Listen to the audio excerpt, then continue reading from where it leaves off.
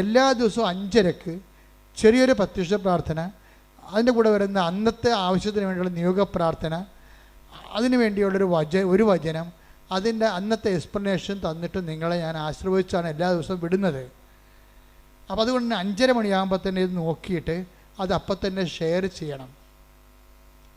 ദൈവത്തിന് വേണ്ടി നിങ്ങൾ ചെയ്യണ ഒരു ദിവസത്തെ ആദ്യത്തെ പുണ്യപ്രവൃത്തി ഇത് കാണുന്നത്, അത് ഷെയർ ചെയ്യുന്നതുമായിരിക്കണം.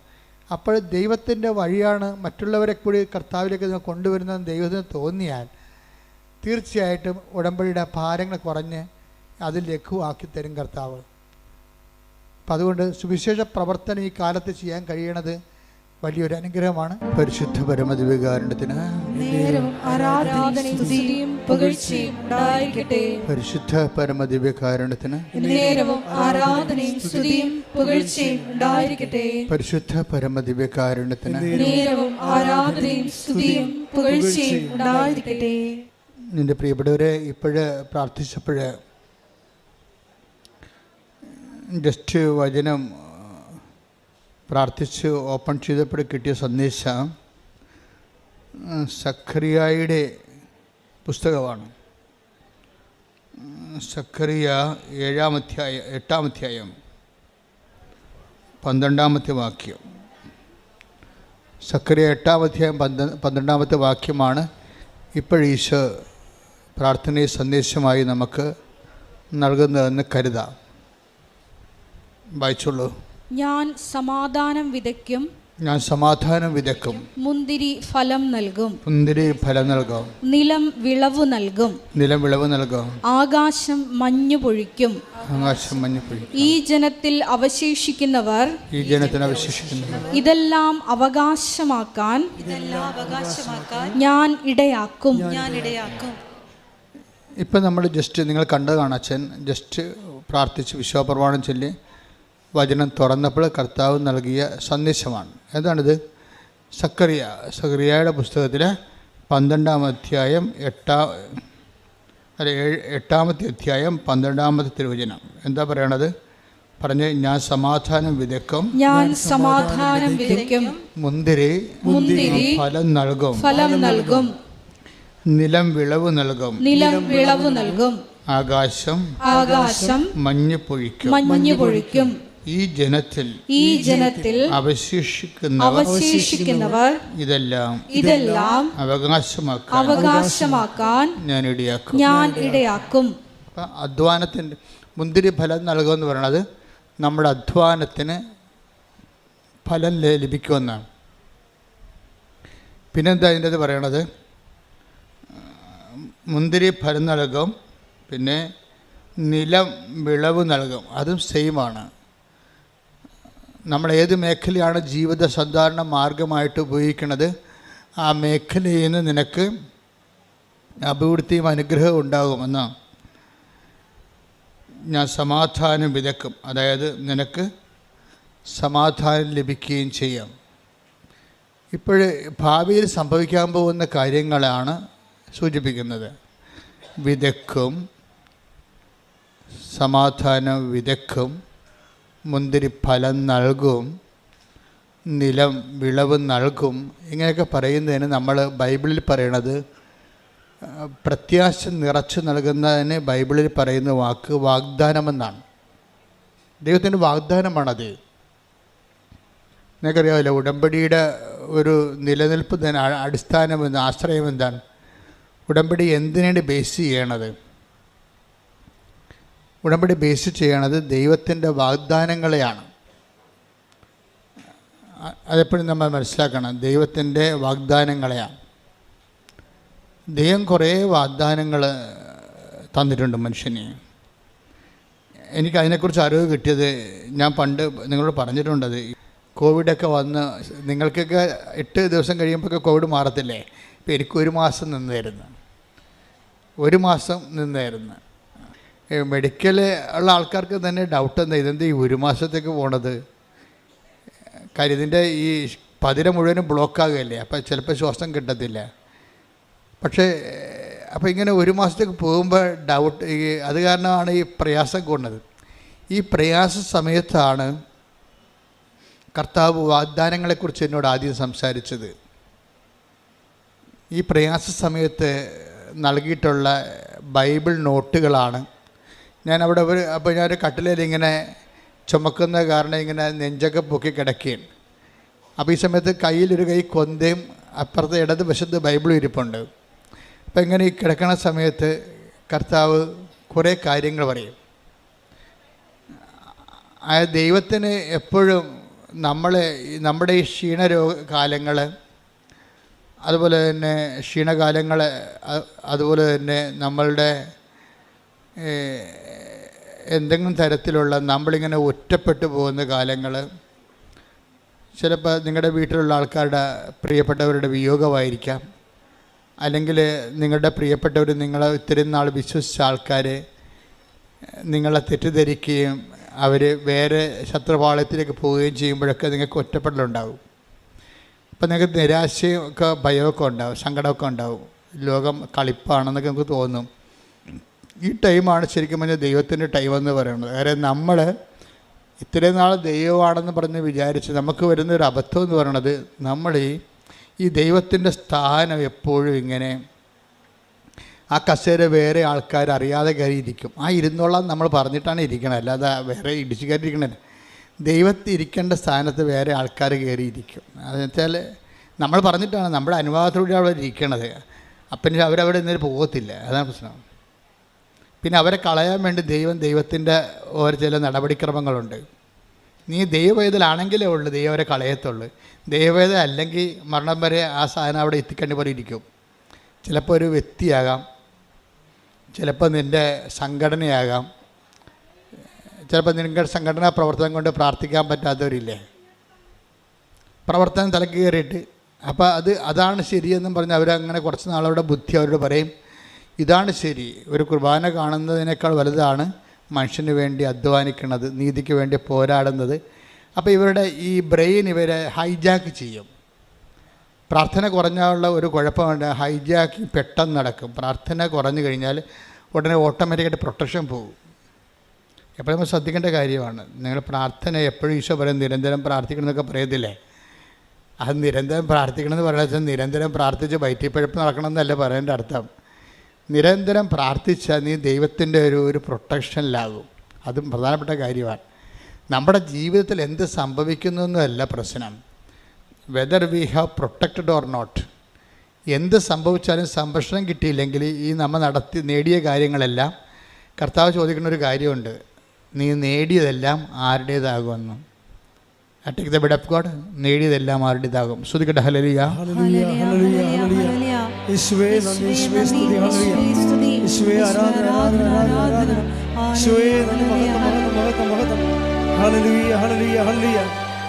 ലൂക്ക 12:20.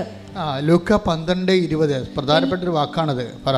എന്നാൽ ദൈവം അവനോട് പറഞ്ഞു, എന്നാൽ ദൈവം അവനോട് പറഞ്ഞു, ഭോഷ ഈ രാത്രി നിന്റെ ആത്മാവിനെ നിന്നിൽ നിന്ന് ആവശ്യപ്പെടും. അപ്പോൾ നീ ഒരുക്കി വെച്ചിരിക്കുന്നവ ആരുടേതാകും. എന്ന് വെച്ചതിൻ്റെ അർത്ഥം അന്യാധീനപ്പെട്ടു പോകുമെന്നാണ്. അതാണ് വിഷയം. അന്യാധീനപ്പെട്ടു പോകുക. അന്യാധീനം വെച്ചാൽ അന്യന് അധീനമായി പോകും. അതാണ് അന്യാധീനപ്പെട്ടു പോവുക. നമ്മുടേതെന്ന് വിചാരിച്ച സംഭവം അന്യന് അധീനമായി പോകും. അന്യാധീനപ്പെട്ടു പോകുന്നത് 2 തരത്തിൽ സംഭവിക്കാം. ഒന്ന്, പിശാചിന് അധീനമായി പോകും. പിന്നെ അടുത്ത കാലത്തെങ്കിലും ദൈവം ആ മേഖല വരത്തില്ല. കാര്യം നമ്മുടെ കൺസെൻറ്റോടു കൂടിയാണ് പിശാച് നമുക്ക് അധികാരം. അല്ല, പിശാചും ഒരു മാന്യതയുള്ള ആളാണ്. മുട്ടിയിട്ട് വാതിലെ കൊട്ടിയിട്ടേ കയറത്തുള്ളൂ. വാതിലെ കൊട്ടിയിട്ടേ നമ്മുടെ അനുവാദം ഉണ്ടാകുമോ? കൺസെൻറ്റ്. അല്ലാതെ നിങ്ങളുടെ പാപത്തിന് അവർ ചതിച്ചതാണ് ഇവർ ചതിച്ചതാണെന്നിട്ട് കാര്യമില്ല. ചതിച്ചാണല്ലോ ഇപ്പം പറഞ്ഞാൽ തേച്ചതാണെന്നല്ലേ പറയണത്. തേച്ചാലും അലക്കിയാലും എല്ലാം നമ്മുടെ കൺസെൻ്റ് ഉണ്ട് അതിൻ്റെ അകത്ത്. നമ്മുടെ കൺസെൻ്റ് ഉണ്ട്.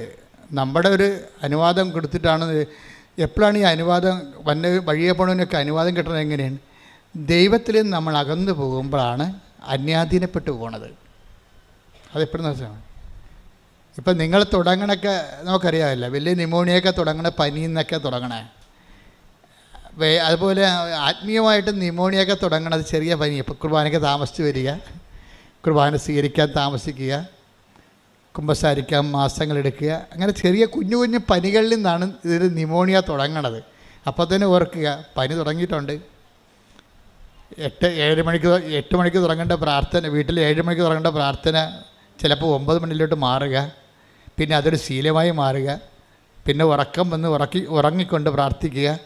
അപ്പോൾ ഇത് അതായത് പനി തുടങ്ങിയെന്നർത്ഥം. പനി തുടങ്ങിക്കഴിഞ്ഞാൽ, ആധ്യാത്മികമായിട്ട് പനി തുടങ്ങിയാൽ പിന്നെ അടുത്ത നടപടി എന്താണ്? നമുക്ക് പനി വരുമ്പോൾ എന്താ സംഭവിക്കണത്? രുചി പോകും, ഇല്ലേ? രുചി പോകത്തില്ലേ? നമ്മുടെ ഭക്ഷണം, നമ്മുടെ പനി, നല്ല പനിയുള്ള ആൾക്കാർക്ക് എന്ത് കഴിച്ചാലും രുചി അറിയാൻ പറ്റത്തില്ല, എല്ലാം ചവറായിട്ടിരിക്കും. അതുപോലെ തന്നെ ആരാധന ചവറ്, ജപമാല ചവറ്, ഒന്നും രുചി തോന്നണില്ല. പിന്നെ വീട്ടുകാരുടെ ബുദ്ധിമുട്ട് കൊണ്ട് നമ്മളിങ്ങനെ കാട്ടിക്കൂട്ടി എന്തെങ്കിലും ആക്കി തീർക്കുന്നതാണ് പ്രാർത്ഥന. അപ്പോൾ ഇതിങ്ങനെ ചവറാകുമ്പോൾ അറിയിക്കുക ആത്മാവിന് നല്ല പനിയായിട്ടുണ്ടെന്ന് മനസ്സിലാക്കുക. കാര്യം പ്രാർത്ഥനയെന്ന് പറയുമ്പോൾ ഭയങ്കര മധുരമുള്ള ഏർപ്പാടാണ്. കഴിഞ്ഞ ദിവസങ്ങളിൽ നവംബർ 7-ാം തീയതി ഞാൻ വെളുപ്പിൻ്റെ കർത്താവ് എന്നോട് പറഞ്ഞത് കംപ്ലീറ്റ് സൈലൻസ്, കംപ്ലീറ്റ് റിഫ്ലക്ഷൻ എന്ന് പറഞ്ഞു. അപ്പോൾ ഞാൻ അപ്പം തന്നെ ചാടി എഴുന്നേറ്റ് മുറിക്കൊണ്ട് എൻ്റെ നോട്ട് ബുക്കിൽ എഴുതി വെച്ച് കംപ്ലീറ്റ് സൈലൻസ്, കംപ്ലീറ്റ് റിഫ്ലക്ഷൻ എന്ന് വെച്ച് കഴിഞ്ഞാൽ എന്തോ something is going to happen, നീ അതിനെക്കുറിച്ച് ഒത്തിരി റെസ്പോണ്ട് ചെയ്യേണ്ടെന്നാണ് പറയണത്. ദൈവത്തിൻ്റെ ഒരു രീതി അതാണ്. വരാൻ പോകുന്ന കാര്യങ്ങൾ അവൻ നിന്നോട് പറയും. Take the word of God, വരാൻ പോകുന്ന കാര്യങ്ങൾ. സ്തുതിക്കട്ടെ. Hallelujah, hallelujah, hallelujah. യേശുവേ നന്ദി, യേശുവേ സ്തുതി. Hallelujah, hallelujah, hallelujah, hallelujah, hallelujah. യേശുവേ ആരാധന, ആരാധന, ആരാധന. യേശുവേ നന്ദി, മഹത്വം, മഹത്വം, മഹത്വം. ആരാധന,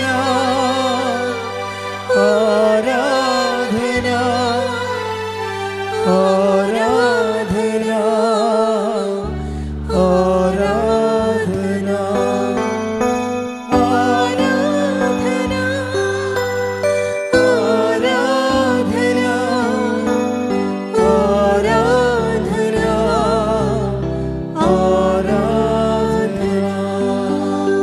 യോഹന്നാൻ 16:14.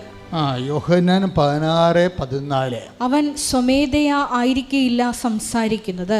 ഇത് പറഞ്ഞേ, അവൻ സ്വമേധയാ ആയിരിക്കില്ല സംസാരിക്കുന്നത്. അവൻ കേൾക്കുന്നത് മാത്രം സംസാരിക്കും. വരാനിരിക്കുന്ന കാര്യങ്ങൾ അവൻ നിങ്ങളെ അറിയിക്കും. അപ്പോൾ ഇത് അതായത് ഫ്യൂച്ചർ പ്രൊട്ടക്ഷൻ, വരാൻ പോകുന്ന കാര്യങ്ങളെക്കുറിച്ച് നമ്മൾക്ക് വാഗ്ദാനത്തിനുള്ള ഒരു ഗുണവതാണ്. നിനക്ക് വാഗ്ദാനം പ്രാപിക്കാൻ പോകുമ്പോൾ വാഗ്ദാനം നൽകിയാൽ വാഗ്ദാനങ്ങളെ സംരക്ഷിക്കുകയും ചെയ്യും. വരാൻ പോകുന്ന കാര്യങ്ങളെ ദൈവം സംരക്ഷിക്കുകയും ചെയ്യും. അപ്പോൾ ഇതുപോലെ തന്നെയാണ് വരാൻ പോകുന്ന കാര്യങ്ങളെക്കുറിച്ച് നിനക്കൊരു നോട്ട് തരും ദൈവം. കാരണം ഏറ്റവും നല്ലത് ഉടമ്പടി തന്നെയാണ്. ഇപ്പം ഞാൻ നിങ്ങളോട് പറഞ്ഞിട്ടില്ലേ, 48 വർഷമായി ഞാൻ ശരിക്കും ഈ സഭയിൽ ചേർന്നിട്ട്. 38 കൊല്ലത്തെ പൗരോഹിത്യവും 10 കൊല്ലത്തെ ട്രെയിനിങ്ങും പൗരോഹിത്യം, അപ്പം 48 കൊല്ലമായി. അപ്പോൾ എനിക്ക് 2 കൊല്ലം കൂടി ഞാൻ സഭയിൽ ചേർന്നിട്ട് സുവർണ ജൂബിലി ആവും, 50 കൊല്ലമാവും. ഈ 50 കൊല്ലം സഭയിൽ ജീവിക്കുമ്പോൾ നമുക്ക് മനസ്സിലാകുന്ന ഒരു കാര്യമുണ്ട്. എന്താ കാര്യം? അതായത് ദൈവം ഇങ്ങനെ ആൾക്കാരെ പ്രൊട്ടക്റ്റ് ചെയ്യും, സംരക്ഷിക്കും.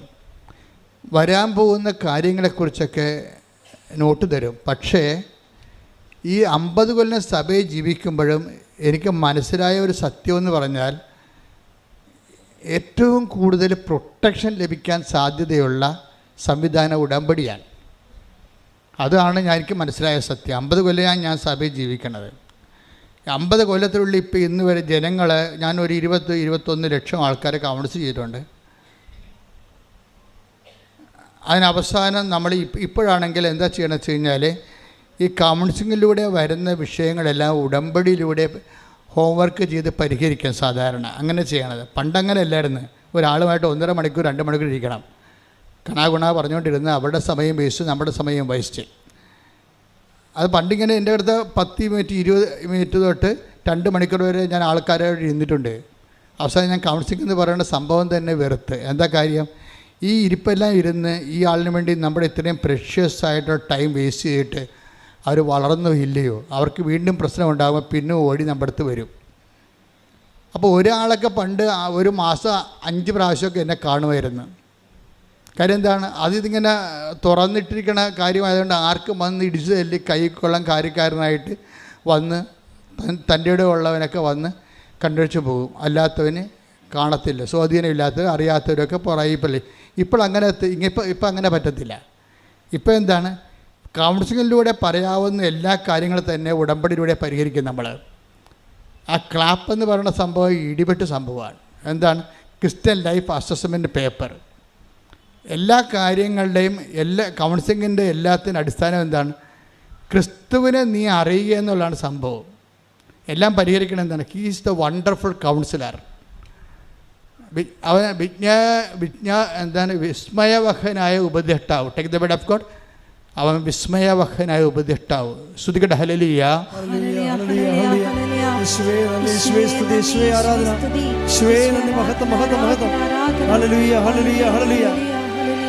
ഏശയ്യ 9:6. ഏശയ്യ 9:6.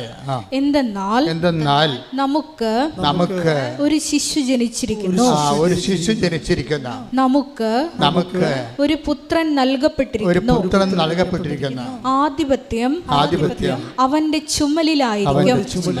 വിസ്മയനായ ഉപദേഷ്ടാവ്, ശക്തനായ ദൈവം, നിത്യനായ പിതാവ്, സമാധാനത്തിന്റെ രാജാവ് എന്ന് അവൻ വിളിക്കപ്പെടും. God is the wonderful councillor. പിതാവായ ദൈവ സങ്കീർത്തനങ്ങളെല്ലാം പറയണത് God is the wonderful councillor എന്നാണ്. ദൈവമാണ് ഏറ്റവും വിസ്മയവഹന ഉപദേഷ്ടാവ്. പിന്നീട് ഈ ഉപദേശത്തിൻ്റെ സാന്ത്വനങ്ങളിലേക്ക് വചനം മാംസമാക്കിക്കൊണ്ട് ക്രിസ്തുവിനെ ദൈവം അവതരിപ്പിക്കും. അപ്പം ക്രിസ്തുവിനെയാണ് പിന്നെ ഐസയ്യ 9:6 പറയണത്. നമുക്കൊരു ശിശു ജനിച്ചിരിക്കുന്നു, അവൻ ആരാണ്? അവൻ വിസ്മയവഹനായ ഉപദേഷ്ടാവ്. ഒക്കെ അപ്പോൾ ക്രിസ്തു ആരാണ്? കൗൺസിലറാണ്. അപ്പോൾ ഏറ്റവും വലിയ കൗൺസിലർ ആരാണ്? ക്രിസ്തുവാണ്. ഉടമ്പടി ലക്ഷ്യം വെക്കണത് ഈ ക്രിസ്തുവിനെ എങ്ങനെ ഇന്നാക്കാൻ പറ്റും അല്ലേ? ആൾക്കാരെ ഈ ക്രിസ്ത്യാനികളെ എന്താ വിളിക്കണം? ക്രൈസ്റ്റ് ഇൻ അല്ലേ? ക്രിസ്ത്യാനിയെ വിളിക്കണം എന്താണ്? Christ in. ക്രിസ്തു അകത്തുള്ളവൻ. ഈ ക്രിസ്തുവിനെ എങ്ങനെയാണ്, ഏത് ഫോർമുല ഉപയോഗിച്ചാണ് ഒരു വ്യക്തിയുടെ ജീവിതത്തിലോട്ട് കയറ്റാൻ പറ്റണതെന്നാണ് ആധ്യാത്മികമായ അന്വേഷണം. എൻ്റെ 50 കൊല്ലത്തെ അന്വേഷണമാണ്. അങ്ങനെയാണ് ദൈവം നമുക്ക് ഉടമ്പടി വെളിപ്പെടുത്തി തരണത്. ഉടമ്പടിയിലേക്ക് വരുമ്പോൾ എന്താ പറയണത്? എല്ലാ വാഗ്ദാനങ്ങളും ക്രിസ്തുവിലെ അതേ തന്നെയാണ്. നമുക്കറിയാമല്ലോ, ഇപ്പോൾ കോവിഡ് പിടിച്ച് ഞാൻ കിടന്ന കാലത്തെ ദൈവം വാഗ്ദാനങ്ങളെക്കുറിച്ച് സംസാരിച്ചപ്പോൾ 8855 വാഗ്ദാനങ്ങളെന്നും ഒരു ബൈബിളിൻ്റെ ഒരു സെക്ഷനിൽ പറയണത്. ഒരു ലെവലിൽ ദൈവശാസ്ത്രജ്ഞന്മാർക്ക് ബൈബിൾ തിയോളജിയൻസിന് 2 കോൺസെപ്റ്റാണ് ഉള്ളത് വാഗ്ദാനങ്ങളെക്കുറിച്ച്. അപ്പോൾ ഒരു പറ്റം ദൈവശാസ്ത്രജ്ഞന്മാർ പറയണത് ദൈവവചനത്തിൽ 8855 വാഗ്ദാനങ്ങളുണ്ടെന്നാണ്. മറ്റൊരു പറ്റം ദൈവശാസ്ത്രജ്ഞന്മാർ പറയണത് 8885 വാഗ്ദാനങ്ങളുള്ളതാണ്. അപ്പോൾ ഈ വാഗ്ദാനങ്ങളാണ് മനുഷ്യൻ്റെ. അപ്പോൾ അതിൻ്റെ അകത്ത് ഇമ്മാനുവൽ പ്രവചനം, ക്രിസ്തുവിൻ്റെ മനുഷ്യാവതാരം, ക്രിസ്തു നമ്മളിലേക്ക് വരണതും എല്ലാം അതിൻ്റെ അകത്ത് വാഗ്ദാനത്തിൻ്റെ ഭാഗമാണ്. അപ്പോൾ ഇത് നമ്മളെപ്പോഴും ടാർഗറ്റ് ചെയ്യേണ്ടത് ക്യാപിറ്റൽ കവനൻ്റ്, ക്യാപിറ്റലായിട്ടുള്ള പ്രോമിസ് എന്താണെന്ന് നോക്കും. അതെന്താണ്? ക്രിസ്തുവാണ്. എല്ലാ 8855 വാഗ്ദാനങ്ങളുണ്ടെങ്കിൽ ഈ 8855 വാഗ്ദാനങ്ങൾ ഒരു മനുഷ്യൻ പ്രാപിക്കാൻ പറ്റിയ ഷോർട്ട് കട്ട് എന്താണ്? ക്രിസ്തുവാണ്. ഉടമ്പടി അന്വേഷിക്കുന്നത് അതാണ്. എല്ലാ വാഗ്ദാനങ്ങളുടെയും തലപ്പെട്ട വാഗ്ദാനമായ ക്രിസ്തുവിനെ ഒരു വ്യക്തി നേടിയാൽ അവനോടുകൂടി എല്ലാം ചേർത്ത് നൽകപ്പെടും. അതുകൊണ്ടാണ് പൗലോസ് അപ്പോസ്തലൻ പറയും 2 കൊരിന്ത്യർ 1:20 എടുത്തേ, ശ്രുതിക്കട്ടെ. ഹല്ലേലൂയ. ദൈവത്തിന്റെ സകല വാഗ്ദാനങ്ങളും പറഞ്ഞ ദൈവത്തിന്റെ സകല വാഗ്ദാനങ്ങളും 8855 വാഗ്ദാനങ്ങൾ ക്രിസ്തുവിൽ അതേ എന്ന് തന്നെ. മനസ്സിലായല്ലേ? ഇത് മുഴുവനും വാഗ്ദാനങ്ങൾ.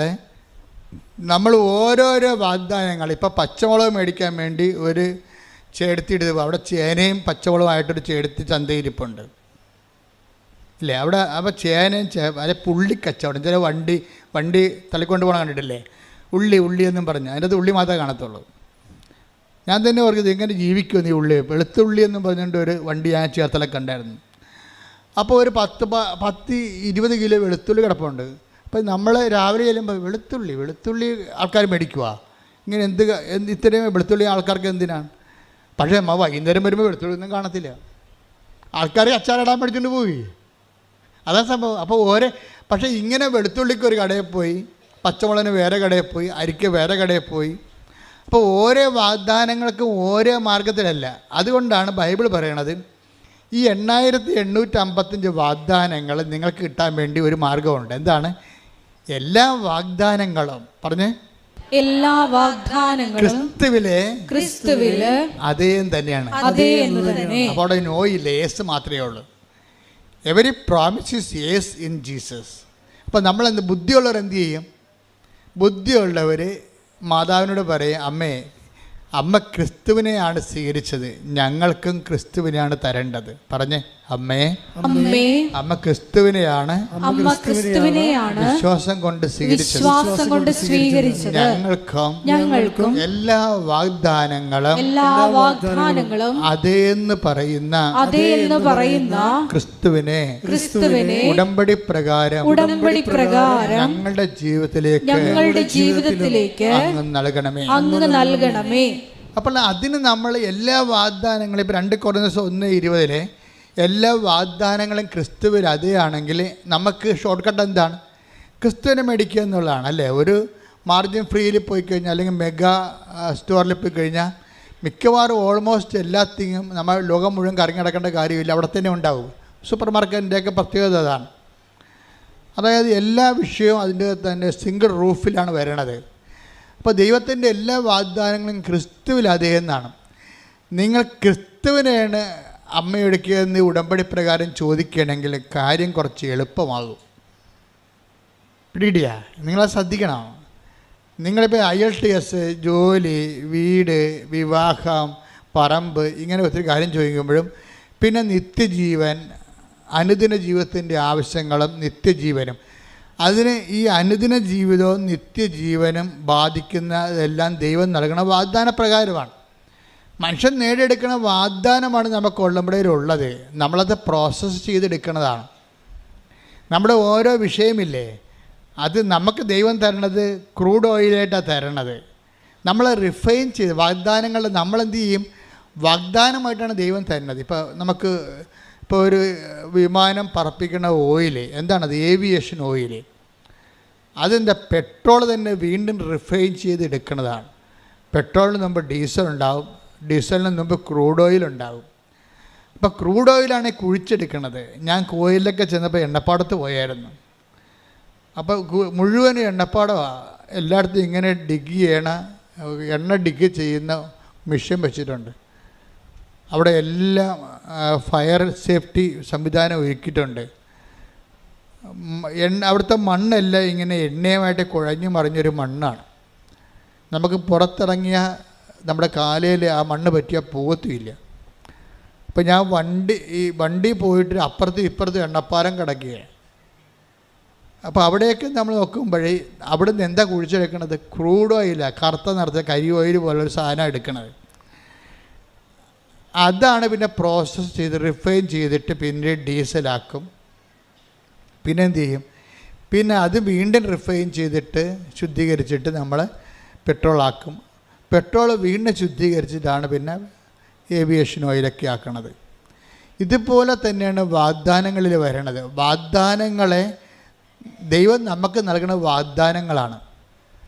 നമ്മൾ അതിനെ ഓരോ തരത്തിലുള്ള ആ വാഗ്ദാനങ്ങളെ ഓരോ സിസ്റ്റത്തിലേക്ക് കയറ്റിയിട്ടാണ് നമ്മൾ അതിനെ റിഫൈൻ ചെയ്തെടുക്കുന്നത്. ഒരു വാഗ്ദാനങ്ങളെ നമ്മൾ ആദ്യം കയറ്റണ സിസ്റ്റം എന്താണ്? ഫെയ്ത്ത് സിസ്റ്റത്തിലാണ് കയറ്റണത്, വിശ്വാസം. അപ്പോൾ ഒരു വാഗ്ദാനം ക്രൂഡ് ഓയിൽ വിശ്വാസത്തിൽ കയറി ഇറങ്ങിക്കഴിയുമ്പോൾ നമുക്കതിന് ഡീസൽ കിട്ടും. പിന്നെ കുറേ പെട്രോൾ ഉൽപ്പന്നങ്ങൾ, സ്വാപ്പ്, ചീപ്പ്, അരക്ക്, അതുപോലെ തന്നെ ടെർമോക്കോള്, ബൈ പ്രോഡക്ട്സ്, ഉപ ഉൽപ്പന്നങ്ങൾ കുറേ കിട്ടും. അതിൻ്റെ ആദ്യത്തെ പ്രോസസ്സാണ്. ഫെയ്ത്ത് ക്യാവിറ്റിയിൽ അത് വെച്ച് അത്രയുമേ ചെയ്യാൻ പറ്റത്തുള്ളൂ. പിന്നെ നമ്മൾ എന്ത് ചെയ്യും? നമ്മൾ ഈ വാഗ്ദാനം തന്നെ നമ്മൾ എന്ത് ചെയ്യും? അടുത്ത സിസ്റ്റത്തിലോട്ട് കയറ്റും. അതെന്താണ്? ഹോപ്പാണ്. അതാണ് ഇത്തിരി ലാഗ് ചെയ്താലും നമ്മൾ ഇൻവെസ്റ്റ് ചെയ്തുകൊണ്ടിരിക്കും. ഫെയ്ത്തിന് സഡനായിട്ട് കിട്ടുമെന്നുണ്ടെങ്കിൽ പെട്ടെന്ന് നമുക്ക് ഉത്തരം കിട്ടുമെങ്കിലും ഫെയ്ത്തിൽ നമുക്ക് കിട്ടുന്ന പ്രോഡക്റ്റ് എന്ന് പറയുന്നത് മിക്കവാറും തന്നെ ഡീസൽ പോലത്തെ വല്ല സംഭവമായിരിക്കും. നമുക്ക് വേണ്ട ഹൈ ക്വാളിറ്റി ആയിട്ടുള്ള സംഭവങ്ങൾ അടുത്ത സെക്ഷനിലാണ് വരണത്. ഇപ്പോൾ ഉടമ്പടി ആദ്യ സെക്ഷൻ നമ്മൾ ഫെയ്ത്തിലാണ് വർക്ക് ചെയ്യണത്. ഫെയ്ത്ത് കഴിയുമ്പോൾ അതിൻ്റെ അകത്ത് ചില കാര്യങ്ങൾ പടപടാതെ നടക്കും, ആ ഫെയ്ത്തിൽ നടക്കുകയും ചില കാര്യങ്ങൾ ടൈം എടുക്കുന്ന സാധനമുണ്ട്. അതിനാണ് നമ്മൾ ഹോപ്പ് ഉപയോഗിക്കുന്നത്.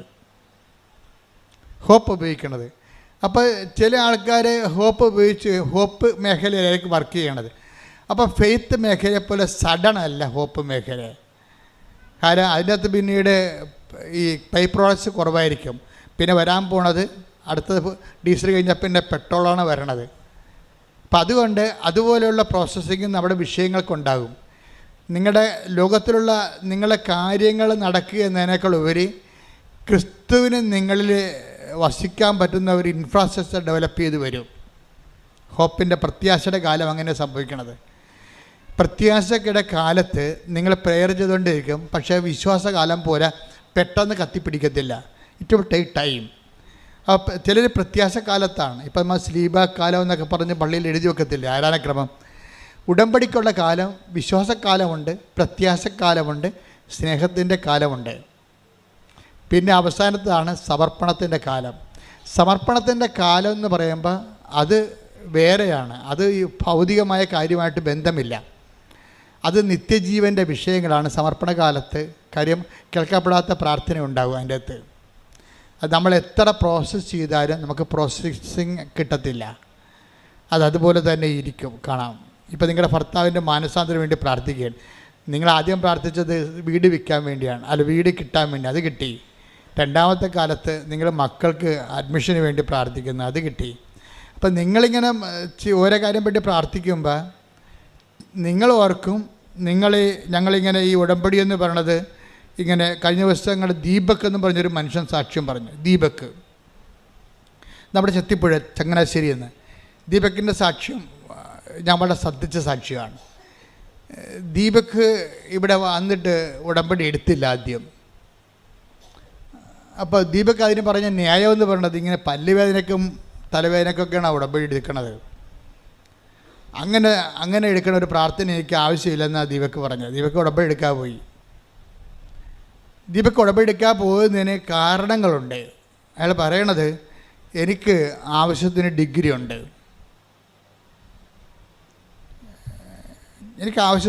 ഉണ്ട്, പിന്നെ എന്താ ഉള്ളത്, എനിക്ക് ആവശ്യത്തിന് ആരോഗ്യമുണ്ട്. അതൊക്കെ ശരിയാണ്, അയാളെ കണ്ടാൽ പറയാം നല്ല ആരോഗ്യമുള്ള മനുഷ്യനാണ്. പിന്നെന്താ, എനിക്ക് നല്ല സൗന്ദര്യമുണ്ട്, നല്ല പേഴ്സണാലിറ്റി ഉണ്ട്. അപ്പോൾ എനിക്കിപ്പോൾ ഇതിനു വേണ്ടി ഉടമ്പടി എടുത്തിട്ടൊന്നും കാണിക്കാനില്ല. അതാണ് ദീപക് തിരിച്ചു പോയത്. കാര്യം എന്താ, എനിക്ക് ആവശ്യത്തിന് എക്സ്പീരിയൻസ് ഉണ്ട് എൻ്റെ പ്രൊഫഷനിൽ. പിന്നെ എനിക്ക് ആവശ്യത്തിന് ആരോഗ്യമുണ്ട്, ആവശ്യത്തിന് പേഴ്സണാലിറ്റി ഉണ്ട്, ആര് കണ്ടാലും അക്സെപ്റ്റ് ചെയ്യണൊരു പേഴ്സണാലിറ്റി ഉണ്ട്. അപ്പോൾ എനിക്കിതൊക്കെ മതി. പിന്നെ കുറച്ച് ഹാർഡ് വർക്ക്, നമുക്ക് കുറച്ച് നമ്മളൊന്ന് ട്രൈ ചെയ്താൽ മതി, അതൊക്കെ ഓട്ടോമാറ്റിക്കായിട്ട് നടക്കും. അതിനുവേണ്ടി പ്രത്യേകിച്ച് ഉടമ്പടിയൊന്നും എടുക്കേണ്ട കാര്യമില്ല. അപ്പോൾ അയാൾക്ക് നല്ല കോൺഫിഡൻസാണ്. എന്തിൽ? അയാളുടെ കപ്പാസിറ്റിയിലുള്ള കോൺഫിഡൻസ് ഭയങ്കരമാണ്. വിദ്യാഭ്യാസം ആവശ്യത്തിനുണ്ട്, ജോബ് എക്സ്പീരിയൻസ് ഉണ്ട്, പിന്നെ എന്താ ഉള്ളത്, നല്ല ആരോഗ്യമുണ്ട്, 10 മനുഷ്യർ കണ്ട തെറ്റ് പറയാത്ത സൗന്ദര്യമുണ്ട്, പേഴ്സണാലിറ്റി. അപ്പോൾ ഇതൊക്കെ നമ്മളൊന്ന് മനസ്സ് വെച്ചാൽ മതി, എല്ലാം നടക്കും എന്നാണ് ദീപക് 13 കൊല്ലം വിചാരിച്ചുകൊണ്ടിരുന്നത്. 13 കൊല്ലം ദീപക് ജീവിത പ്രശ്നങ്ങളെ സമീപിച്ച രീതി എന്താണ്? ഞാൻ ഓക്കെയാണ്, എനിക്ക് ആവശ്യത്തിന് പറഞ്ഞ എല്ലാ ഡിമാൻഡ്സും സാറ്റിസ്ഫൈ ചെയ്യാനുള്ള ഭൗതിക സാഹചര്യമുണ്ട്, ഞാനൊന്ന് മനസ്സ് വെച്ചാൽ മതി, അത്രയേ ഉള്ളൂ. പക്ഷേ ദീപക് പറയണത്, ഞാനിങ്ങനെ മനസ്സ് വെച്ചിട്ടും എനിക്കൊരു പ്രൊമോഷൻ ആകണില്ല. എനിക്ക് കിട്ടിയ മിനിമം ശമ്പളത്തിലൊരു ജോലി ഞാൻ ചെയ്തുകൊണ്ട് അങ്ങനെ പോവുകയാണ്. അതിൽ നിന്ന് എനിക്ക് എൻ്റെ കപ്പാസിറ്റി അനുസരിച്ച് അതിൻ്റെ ഇരട്ടി ശമ്പളം കിട്ടാനുള്ള പ്രൊമോഷൻ കിട്ടേണ്ടതാണ്. പക്ഷേ 13 ഞാൻ ഇപ്പം കിട്ടും, നാളെ കിട്ടുമെന്നും പറഞ്ഞുകൊണ്ട് ഞാൻ എൻ്റെ ആരോഗ്യത്തിലും സൗന്ദര്യത്തിലും എൻ്റെ സർട്ടിഫിക്കറ്റിലും ഒക്കെ വിശ്വസിച്ചുകൊണ്ട് ഞാനിങ്ങനെ 13 കൊല്ലം എൻ്റെ ഇത് തളയിരിക്കും. പിന്നീട് 13ാമത്തെ കൊല്ലം എനിക്ക് മനസ്സിലായി, ഞാൻ വൈഫിൻ്റെ കൂടെ ഇവിടെ വന്നതാണ്. അപ്പോൾ എനിക്ക് മനസ്സിലായി, ഇവിടെ ആൾക്കാർക്ക് ഉടമ്പടിയെടുത്ത് സാക്ഷ്യം പറയണതൊക്കെ ഇങ്ങനെ ഓരോരോ കാര്യത്തിന് ഉടമ്പടിക്കേണ്ട കാര്യമില്ല. ആ സാക്ഷ്യമൊക്കെ കേട്ടപ്പോൾ അയാൾക്ക് അങ്ങനെ ഇഷ്ടപ്പെട്ടില്ല. കാര്യം മനുഷ്യന്മാരൊക്കെ ഓരോ സാക്ഷ്യം പറയേണ്ടത് അയാളേക്കാൾ ക്വാളിറ്റി കുറഞ്ഞ മനുഷ്യരാണ്, അതാണ് പുള്ളി നോക്കണത്. അയാളേക്കാൾ ക്വാളിറ്റി കുറഞ്ഞ ആൾക്കാർ അവരുടെ കുറച്ച് ഭൗതിക കാര്യങ്ങൾക്ക് വേണ്ടി ഏതാണ്ടൊക്കെ എഴുതിയിട്ട് പ്രാർത്ഥിക്കണം, എന്ത് പരിപാടിയാണ്, ഇതൊന്നും എനിക്ക് ആവശ്യമില്ല എന്നുള്ളതാണ് ദീപകിൻ്റെ ഇവിടെ വന്നപ്പോൾ കിട്ടിയ ഒരു അസസ്മെൻ്റ്. അതാണ്. അതുകൊണ്ട് അദ്ദേഹം 2 പ്രാവശ്യം ഉടമ്പടി എടുക്കാൻ പോയി. പക്ഷേ ലൈഫിനാണെങ്കിൽ ഒരു മാറ്റമില്ല. തൻ്റെ പഴയ ജോലിയും ആ മിനിമം ശമ്പളവും ഒക്കെ ആയിട്ട് ജീവിക്കുന്നു. പക്ഷേ കുഞ്ഞുങ്ങളൊക്കെ വളർന്നു വരണ കാരണം കൂടുതൽ ഫൈനാൻസ് സാമ്പത്തികം വേണം. പക്ഷേ അതായിരിക്കും മുടക്കാൻ പറ്റണില്ല. തൻ്റെ കഴിവനുസരിച്ച് ജോലി കിട്ടണമില്ല, അതിൻ്റെ പറ്റിയ ഉയർന്ന ജോലി കിട്ടണില്ല. എല്ലാ ഇൻ്റർവ്യൂവിനും പോകും, അവർ ഓക്കെ ആണെന്ന് പറയും, പക്ഷേ ജോലി കിട്ടത്തില്ല. എന്നിട്ട് പഴയ ജോലി തന്നെ കണ്ടിന്യൂ ചെയ്യും. അങ്ങനെ 13 വർഷം കഴിഞ്ഞപ്പോഴാണ് പുള്ളിക്ക് തോന്നി, ഇനിയിപ്പോൾ എൻ്റെ കയ്യിൽ നിന്ന് പോയല്ലോ എന്ന് വിചാരിച്ചു. അതാണ് വിഷയം. ഉടമ്പടിയിലോട്ട് മനുഷ്യൻ വരണ ഒരു ടൈമെന്ന് പറയണത് ജീവിതം നമ്മുടെ കയ്യിൽ നിന്ന് പോകണം പോലെ നമുക്ക് തോന്നണം. നിങ്ങൾക്ക് പലപ്പോഴും അങ്ങനെ തോന്നിയല്ല ഉടമ്പടി എടുത്തിരിക്കണത്. നിങ്ങളുടെ കൂട്ടുകാരത്തി ഉടമ്പടി എടുക്കാൻ പോയപ്പോൾ എന്നാൽ ഞാനും വന്നെന്ന് പറയും. എനിക്ക് ഒറ്റയ്ക്ക് പോകാൻ കഴിയല്ലേ, ഞാൻ പല ദിവസമായിട്ട് ഉടമ്പടി എടുക്കണം വിചാരിച്ചതാണ്, അപ്പം നീ ഇപ്പോൾ പോകണ്ടല്ല എന്ന് ഞാനും വന്നു. എന്നുവെച്ചാൽ ഒന്ന് ആലപ്പുഴ വരികയും ചെയ്യാം, പറ്റുമെങ്കിൽ ഒന്ന് ബീച്ചിൽ പോവുകയും ചെയ്യാം, അല്ലെങ്കിൽ ഉടമ്പടി എടുത്ത്. അപ്പോൾ അവർ തർക്കിക്കണ ഇതാണ്, ആദ്യം ഹൗസ് ബോട്ടിൽ പോയിച്ചും അത് ഉടമ്പടി എടുക്കണം, അത് ഉടമ്പടി എടുത്തിട്ട് ഹൗസ് ബോട്ടിൽ പോകണം. അതാണ് പ്രശ്നം, വേറെ പ്രശ്നങ്ങളൊന്നുമില്ല പാവത്തുങ്ങൾക്ക്. അതും തർക്കിച്ചുകൊണ്ടാണ് വരുന്നത്. അപ്പോൾ ചിലർ പറയും, നമ്മൾ ഹൗസ് ബോട്ടിൽ പോയിച്ചും വരുമ്പോൾ ഉടമ്പടി തീർന്നാൽ എന്ത് ചെയ്യും? എന്നാൽ പിന്നെ നമുക്ക് ഉടമ്പടി എടുത്തിട്ട് ഹൗസ് ബോട്ടിൽ ചെല്ലാം. അപ്പോൾ ഉടമ്പടി എടുത്തിട്ട് ഉടമ്പടിക്ക് എത്ര ദിവസം നേരം വേണം? അത് 4 മണിക്കൂർ വേണം. അപ്പോൾ ഇത് 4 ഇവിടെ, പിന്നെ 1 മണിക്കൂർ ആകുമ്പോൾ 5 മണിക്കൂർ നടന്ന് അവിടെ ചെല്ലുമ്പോൾ 1 മണിക്കൂർ. അപ്പോൾ നമ്മൾ കൊടുക്കേണ്ടത് 7,000 രൂപ. 7,000 രൂപയ്ക്ക് എത്ര മണിക്കൂർ? നമുക്ക് 5 മണിക്ക് ഇറങ്ങണ്ടേ? അപ്പോൾ അത് നഷ്ടമാണല്ലേ. അപ്പോൾ ഉടമ്പടിയെക്കുറിച്ചല്ല ചിന്തിക്കണത് എന്താണ്? ഹൗസ് ബോട്ടിൽ നമ്മൾ താമസിച്ചത് 4 മണിക്കൂറിൽ നമ്മൾ 8,000 രൂപ കൊടുക്കണ്ടേ എന്നാണ് ചിന്തിക്കേണ്ടത്. ഇങ്ങനെ ഉടമ്പടി എടുക്കണവർ ഉണ്ട്, ഇല്ലെന്നല്ല, ഉണ്ട്. അപ്പോൾ ഒരു ടൈം പാസിന് അകവും കാണാം, താളിയും പറിക്കാം, ആലപ്പുഴയും പോകാം, ഉടമ്പടി എടുക്കാം, ഹൗസ് ബോട്ടിൽ പോകാം. അങ്ങനെ വന്നവരാണ് ഈ പണി മേടിക്കുന്നത്. ജീവിതത്തിൽ പെട്ടുപോയി ജീവിതം കയ്യിൽ നിന്ന് പോയെന്ന് ചിന്തിക്കുന്ന ആൾക്കാരില്ലേ, അവർ ഉടമ്പടി എടുത്ത് അതിൻ്റെ അകത്ത് കൊണ്ട് സ്റ്റിക്ക് ഓൺ ചെയ്യും. കാര്യം അവർക്ക് വേറെ ഓപ്ഷൻ ഇല്ല. അവർ ടൈം പാസിന് ഉടമ്പടി എടുത്തിരിക്കണമല്ല. അവരുടെ ജീവിതം ഇനി മുന്നോട്ട് പോകണമെങ്കിൽ ദൈവം ഇടപെടണം. കാര്യം അവർ നോക്കിയിട്ട് ആരോഗ്യമുണ്ട്, പക്ഷേ അത് വർക്കൗട്ട് ചെയ്യണില്ല. അവർക്ക് പേഴ്സണാലിറ്റി ഉണ്ട്, പക്ഷേ വർക്കൗട്ട് ചെയ്യണില്ല. 13 വർഷമായിട്ട് വർക്കൗട്ട് ചെയ്യണില്ല. നല്ല പ്രൊഫഷനുണ്ട്, നല്ല ശമ്പളം, നല്ല സർട്ടിഫിക്കറ്റ് ഉണ്ട്, പക്ഷേ വർക്കൗട്ട് ചെയ്യണില്ല. ഇങ്ങനെ ഇതൊന്നും നടപടിയിൽ വരാത്തപ്പോഴാണ് ആൾക്കാർ ഉടമ്പടി എടുക്കുന്നത്. പക്ഷേ ഉടമ്പടി എടുക്കുമ്പോൾ ഉണ്ടാകുന്ന പ്രശ്നമെന്ന് പറയണത്, ഇത് ബൈലാറ്ററൽ എഗ്രിമെൻ്റ് അല്ലേ. ഇപ്പം ദീപക് എന്താ സംഭവിച്ചത്? ദീപക് ഉടമ്പടി എടുത്ത് ജീവിതം കയ്യിൽ നിന്ന് പോയെന്ന് കണ്ടപ്പോൾ പുള്ളിക്കാരനെ ഉടമ്പടി എടുത്ത് എന്ത് ചെയ്ത്? ആ ഉടമ്പടി പത്രവും ആ ഉടമ്പടി തിരിയും കാശുരൂപവും ഉപ്പും തൈലും എല്ലാം കൊണ്ടേ പുള്ളി പെട്ടി വെച്ച് പൂട്ടി. എന്നിട്ട് കൂട്ടുകാരൻ്റെ കല്യാണത്തിന് പോയി. പിന്നെ ചെയ്യാമെന്നും പറഞ്ഞു. അതാണ് സംഭവം. അപ്പം തന്നെ ഒരു തീരുമാനമാകും ഉടമ്പടിക്ക്. മനസ്സിലായില്ലേ? ഇതാണ് എല്ലാവർക്കും എൻ്റെ അബദ്ധം. അതാണേ ദീപക്ക് ചെയ്തിരിക്കണത്. ഇത് അപ്പോഴതിൻ്റെ അർത്ഥം വെച്ച് കഴിഞ്ഞാൽ ഇത് വർക്കൗട്ട് ചെയ്യുമായിരിക്കും, ചെയ്താൽ കൊള്ളാം, എന്നെ വരട്ടെ, നമുക്ക് എല്ലാം ഒന്ന് സെറ്റ് ചെയ്തിട്ട് പതുക്കെ തുടങ്ങാം എന്നൊക്കെ പറഞ്ഞുകൊണ്ട് നമ്മളീ പതുക്കെ തുടങ്ങാമെന്ന് വെച്ച് കഴിഞ്ഞാൽ ഉടമ്പടിയിൽ ദൈവത്തിൻ്റെ ഒരു കാര്യവും പതുക്കെ നടക്കത്തില്ല. അത് എപ്പോഴും നമ്മൾ ഓർത്തേക്കണം. ഒന്നാമത് മരിയൻ സ്പിരിച്വാലിറ്റി എന്ന് പറയണത് ദൈവവചനം കേട്ടാൽ അപ്പം തന്നെ സാംസൺ എന്താ ചെയ്യുക, ഫിലിസ്ത്യന്മാരുടെ പാളയത്തിലേക്ക് കുറുക്കന്മാരെ എടുത്തിട്ട് 100 കുറുക്കന്മാരെ എടുത്തിട്ട് കുറുക്കന്മാരുടെ വാലയിൽ പഴന്തുണി കെട്ടിയിട്ട് എണ്ണ ഒഴിച്ചത്. എന്നിട്ട് കുറുക്കന്മാരുടെ വാലയിൽ 100 കുറുക്കന്മാരുടെ വാലിൽ പഴന്തുണി ചുറ്റിയിട്ട് എണ്ണ ഒഴിച്ചിട്ട് അത് കത്തിച്ച്. അപ്പോൾ വാലിന് തീ പിടിച്ച കുറുക്കന്മാർ റോക്കറ്റ് പോലെ ഇടിച്ച് പന്തം പോലെ ഫിലിസ്ത്യൻ പാളയത്തിലേക്ക് ഇടിച്ച് കയറി അത് മൊത്തം കത്തിച്ച് കളഞ്ഞു. അതാണ് ഉടമ്പടിയുടെ സ്പീഡ് എന്ന് പറയണത്. ദൈവസ്നേഹം കൊണ്ട് വാലിൽ തീ പിടിക്കണം. അല്ലാതെ നനഞ്ഞിരുന്ന ഇത് കൂട്ടുകാരുടെ കല്യാണം കഴിയട്ടെ, അത് കഴിയുമ്പോൾ മകനെയും കൊണ്ട് അഡ്മിഷന് പോകണം, അതും കഴിയട്ടെ, എല്ലാം കഴിഞ്ഞിട്ട് നമുക്ക് ഉടമ്പടിയിലേക്ക് വരാമെന്ന് പറഞ്ഞാൽ ഇത് നിങ്ങൾ വരുമായിരിക്കും, പക്ഷേ ഉടമ്പടി വർക്കൗട്ട് ചെയ്യത്തില്ല. കാര്യം ഉടമ്പടിയുടെ പ്രശ്നം ആൻഡ് ഇമ്മീഡിയറ്റ്ലി എന്നാണ് ബൈബിൾ എപ്പോഴും നിൽക്കണം. മാർക്കോസിൻ്റെ ഒക്കെ സുവിശേഷം നിൽക്കുമ്പോൾ അതിനൊരു മിനിമം സ്പീഡുണ്ട്. ഈശോയുടെ എല്ലാ ആക്ഷനും അമ്മയുടെയും ഈശോൻ്റെ ആക്ഷൻ എല്ലാം. ഇപ്പം അമ്മ തന്നെ തിടുക്കത്തിൽ പോയി എലിസബത്തിനെ കാണാൻ പറഞ്ഞപ്പോൾ എന്താ, ഒന്ന് take the word of God, ശ്രുതികട ഹല്ലേലൂയ.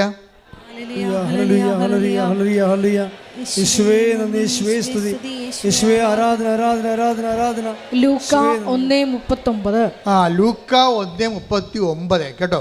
ആ ദിവസങ്ങളിൽ മറിയം യൂദയായിലെ മലമ്പ്രദേശത്തുള്ള ഒരു പട്ടണത്തിലേക്ക് തിടുക്കത്തിൽ യാത്ര പുറപ്പെട്ടു.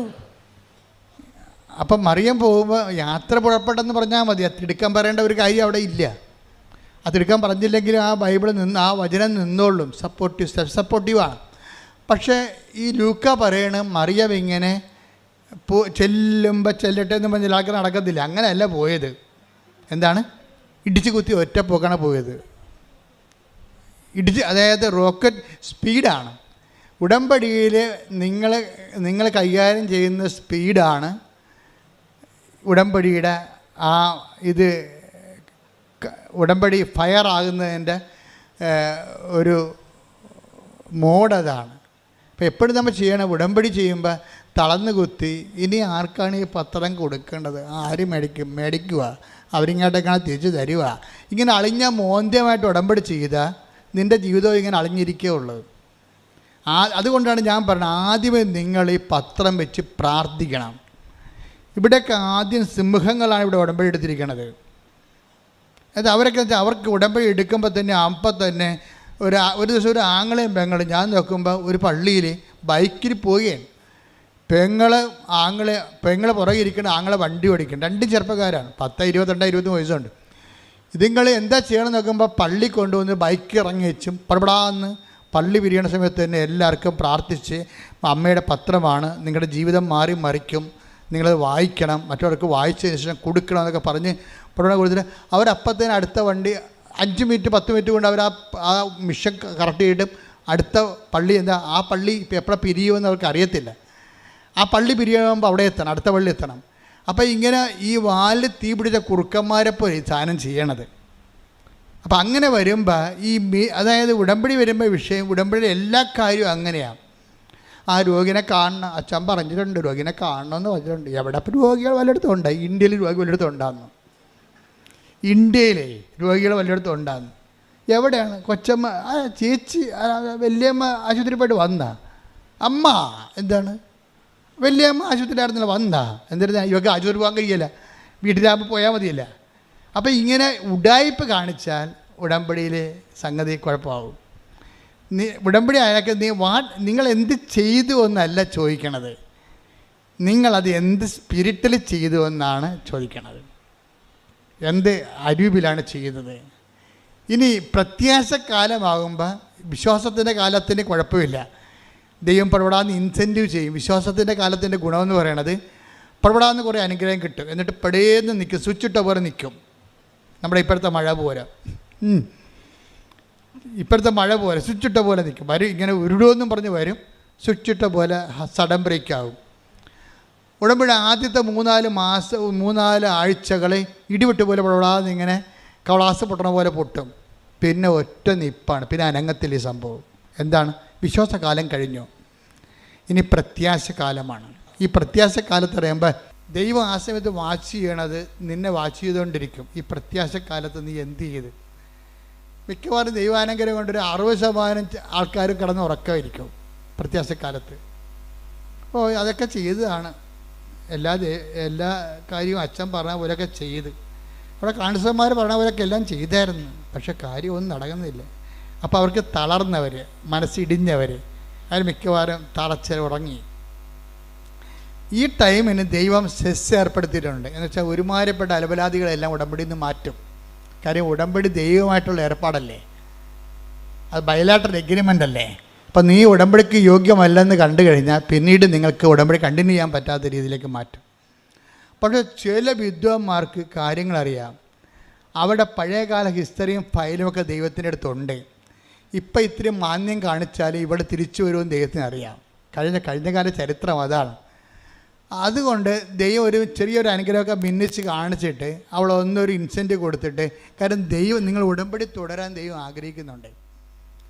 അതെന്താ പ്രശ്നം വെച്ച് കഴിഞ്ഞാൽ ഉടമ്പടി ഒരു ജീവിത രീതിയാണ്.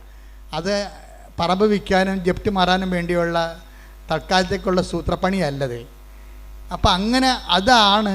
അത് കഴിയുമ്പോൾ ഇത് നിർത്താമെന്നൊക്കെ പറഞ്ഞ് ഉടമ്പടിയിൽ ആ രീതിയിൽ ഉടമ്പടിയെ കാണുന്ന ആൾക്കാരെ കുറച്ച് കഴിയുമ്പോൾ ദൈവം വകഞ്ഞു മാറ്റും, ആ മേഖലയിൽ നിന്ന് മാറ്റും.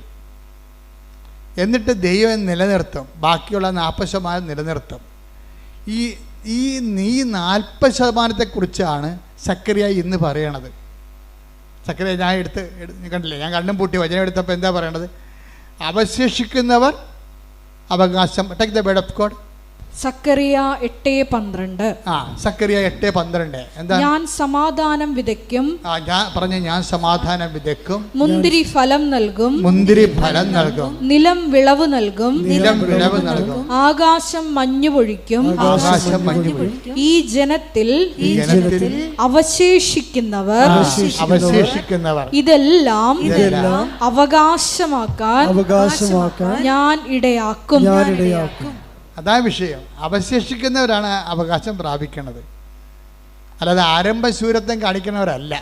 ഈ ആരംഭശൂരത്വക്കാരെ കർത്താവിന് നല്ലവണ്ണം അറിയാം. അതുകൊണ്ട് തന്നെ അനുഗ്രഹം ആദ്യത്തെ ഒരു സെക്ഷൻ കഴിഞ്ഞിട്ട് സ്വിച്ചിട്ട പോലെ അനുഗ്രഹം നിൽക്കും. പ്രത്യാശയുടെ സമയത്തേക്ക് ചെല്ലുമ്പോൾ ഇത് ലാഗ് ചെയ്യും. എന്നിട്ട് 60% പേര് പിരിഞ്ഞു പോരും. പിരിഞ്ഞു പോണതല്ല, പിന്നീട് ഒരിക്കലും ആലപ്പുഴ വരത്തില്ല. അതാണ് സംഭവം. അത് ഇവിടെ ഈ ഉടമ്പടിക്ക് മാത്രമുള്ളതല്ല, ദൈവമായിട്ട് ബന്ധമുള്ള എല്ലാ വിഷയവും അങ്ങനെയാണ്. ആദ്യം കുറച്ച് ഇൻസെൻറ്റീവ് കാണിക്കും, അപ്പോൾ കുറേ ആൾക്കാർ വെക്കാനായാലും വെള്ളം വീഞ്ഞാക്കും. അതുപോലെ തന്നെ കടനിമിത്തം നടക്കും. അതുപോലെ തന്നെ മത്സ്യങ്ങൾ വർദ്ധിപ്പിക്കും.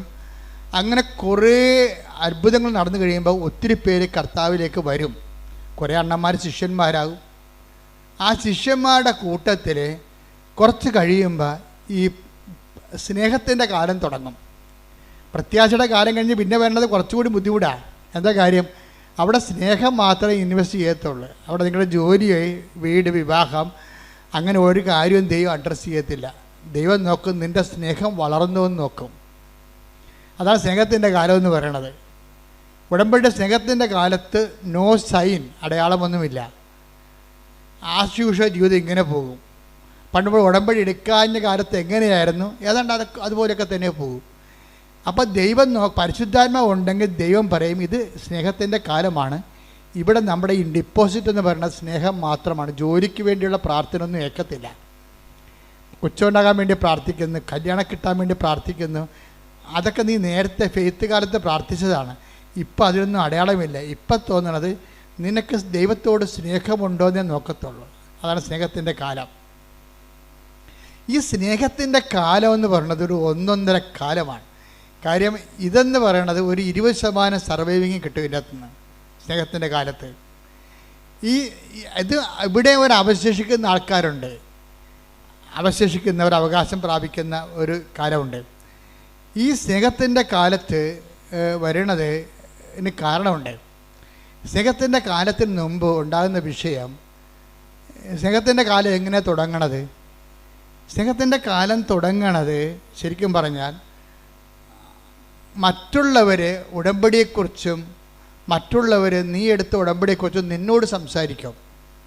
അപ്പോൾ നീ തീഷ്ണത കൊണ്ട് തുള്ളിച്ചാടും. ഉടമ്പടി എടുത്തിട്ടുള്ള ആൾക്കാർ തന്നെ നിന്നോട് വന്ന് സംസാരിക്കും ഉടമ്പടിയെക്കുറിച്ച്. അപ്പോൾ എന്തെന്നില്ലാത്ത ഉണർവോടുകൂടി നീ പഴയ നിനക്കൊന്നും കിട്ടിയില്ലെങ്കിലും, വീട് വെച്ചില്ലെങ്കിലും, IELTS പാസ്സായില്ലെങ്കിലും നീ ദൈവത്തോടുള്ള സ്നേഹത്തിൽ കുതിച്ചു ചാടിക്കൊണ്ട് കർത്താവിന് വേണ്ടി ജീവിക്കാൻ നോക്കും. അത് കർത്താവാണെന്ന് പറയുന്ന വേദം. അതാണ് സ്നേഹത്തിൻ്റെ കാലം തുടങ്ങണത്. Take the word of God, അത് കർത്താവാണ്. 21:7 സ്തുതിക്കട്ടെ. Hallelujah, hallelujah, hallelujah. യേശുവേ നന്ദി, യേശുവേ സ്തുതി, ഹല്ലേലൂയ. യേശുവേ ആരാധന, ആരാധന, ആരാധന, ആരാധന. യോഹന്നാൻ 21:7.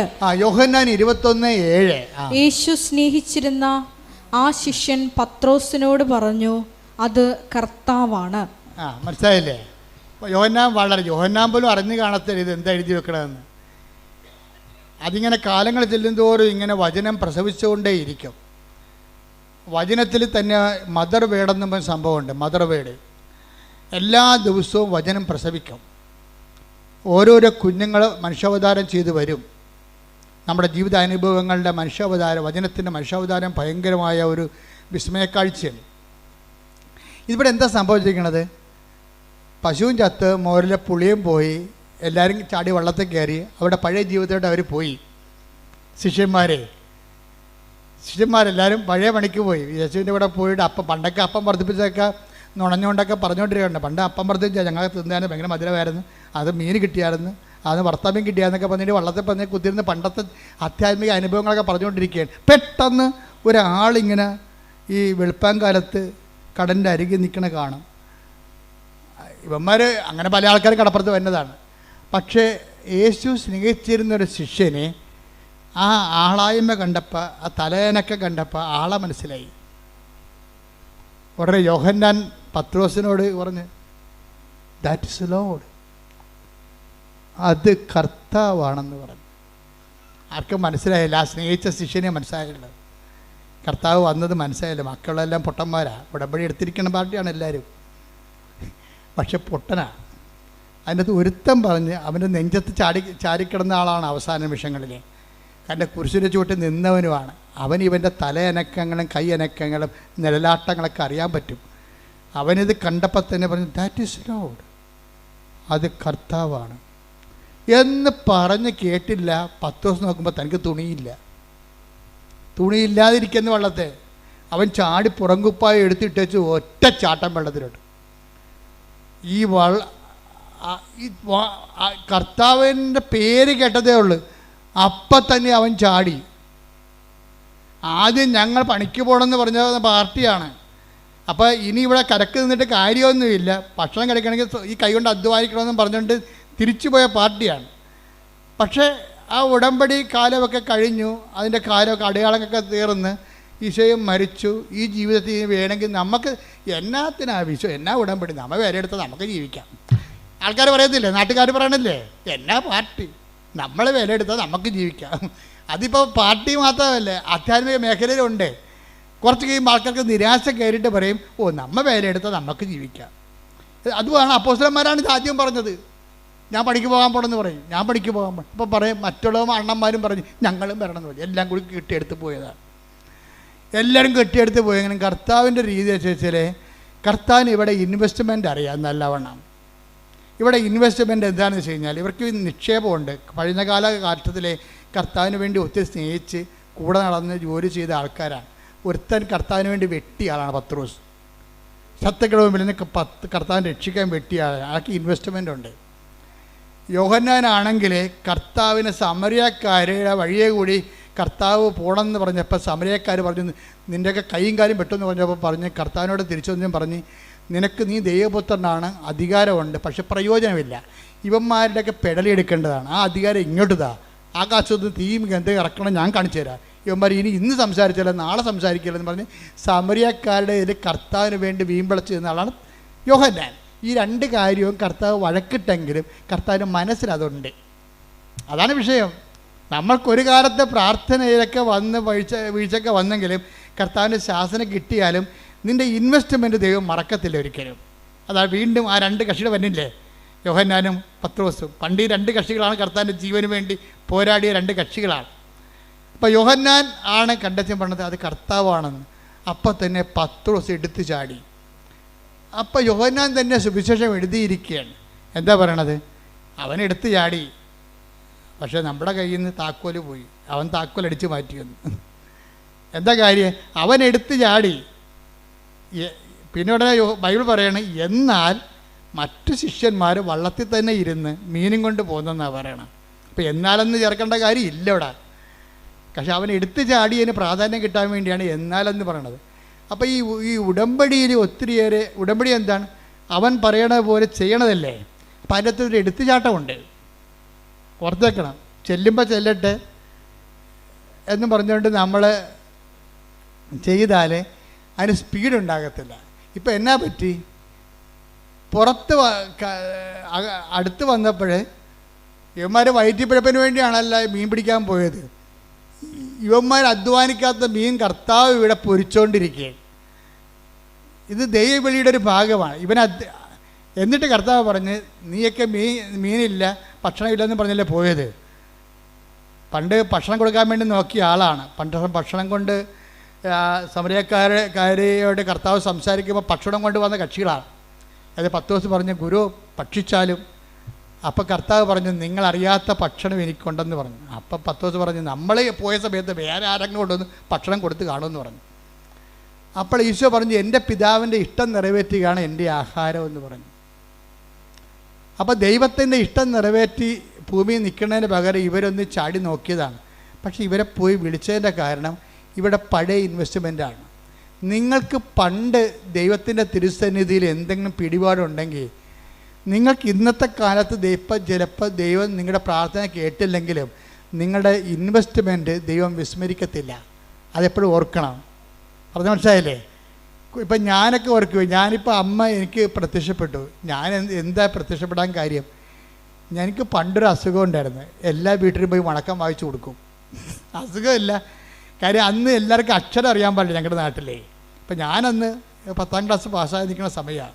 ഇപ്പം ജീവിതകാലത്ത് മെയ് മാസം വണക്കം വരുമ്പോൾ ഞാൻ ഒരു വീട്ടിൽ പോയി വണക്കം വായിച്ചു കൊടുക്കും. അപ്പോൾ അവിടെ പാട്ടൊക്കെ പാടിച്ചിട്ട് അടുത്ത വീട്ടിൽ പോകും വണക്കം വായിക്കാൻ വേണ്ടി. അപ്പോൾ രാത്രി 7 മണി തൊട്ട് രാത്രി 10 മണി വരെ ഓരോ വീട്ടിൽ പോയിരുന്നുകൊണ്ട് വണക്കം വായിച്ചു കൊടുക്കും. ഇത് നിക്ഷേപമാണ്. അമ്മയുടെ പ്രത്യക്ഷീകരണം വന്നപ്പോൾ ആ പഴയ അക്കൗണ്ടിൽ നിന്നുള്ള സംഭവം എനിക്ക് കിട്ടിയിട്ടുണ്ട്. ദൈവത്തിന് വേണ്ടി നമ്മൾ ചെയ്യണ ഒരു കാര്യവും പാഴായി പോകത്തില്ല.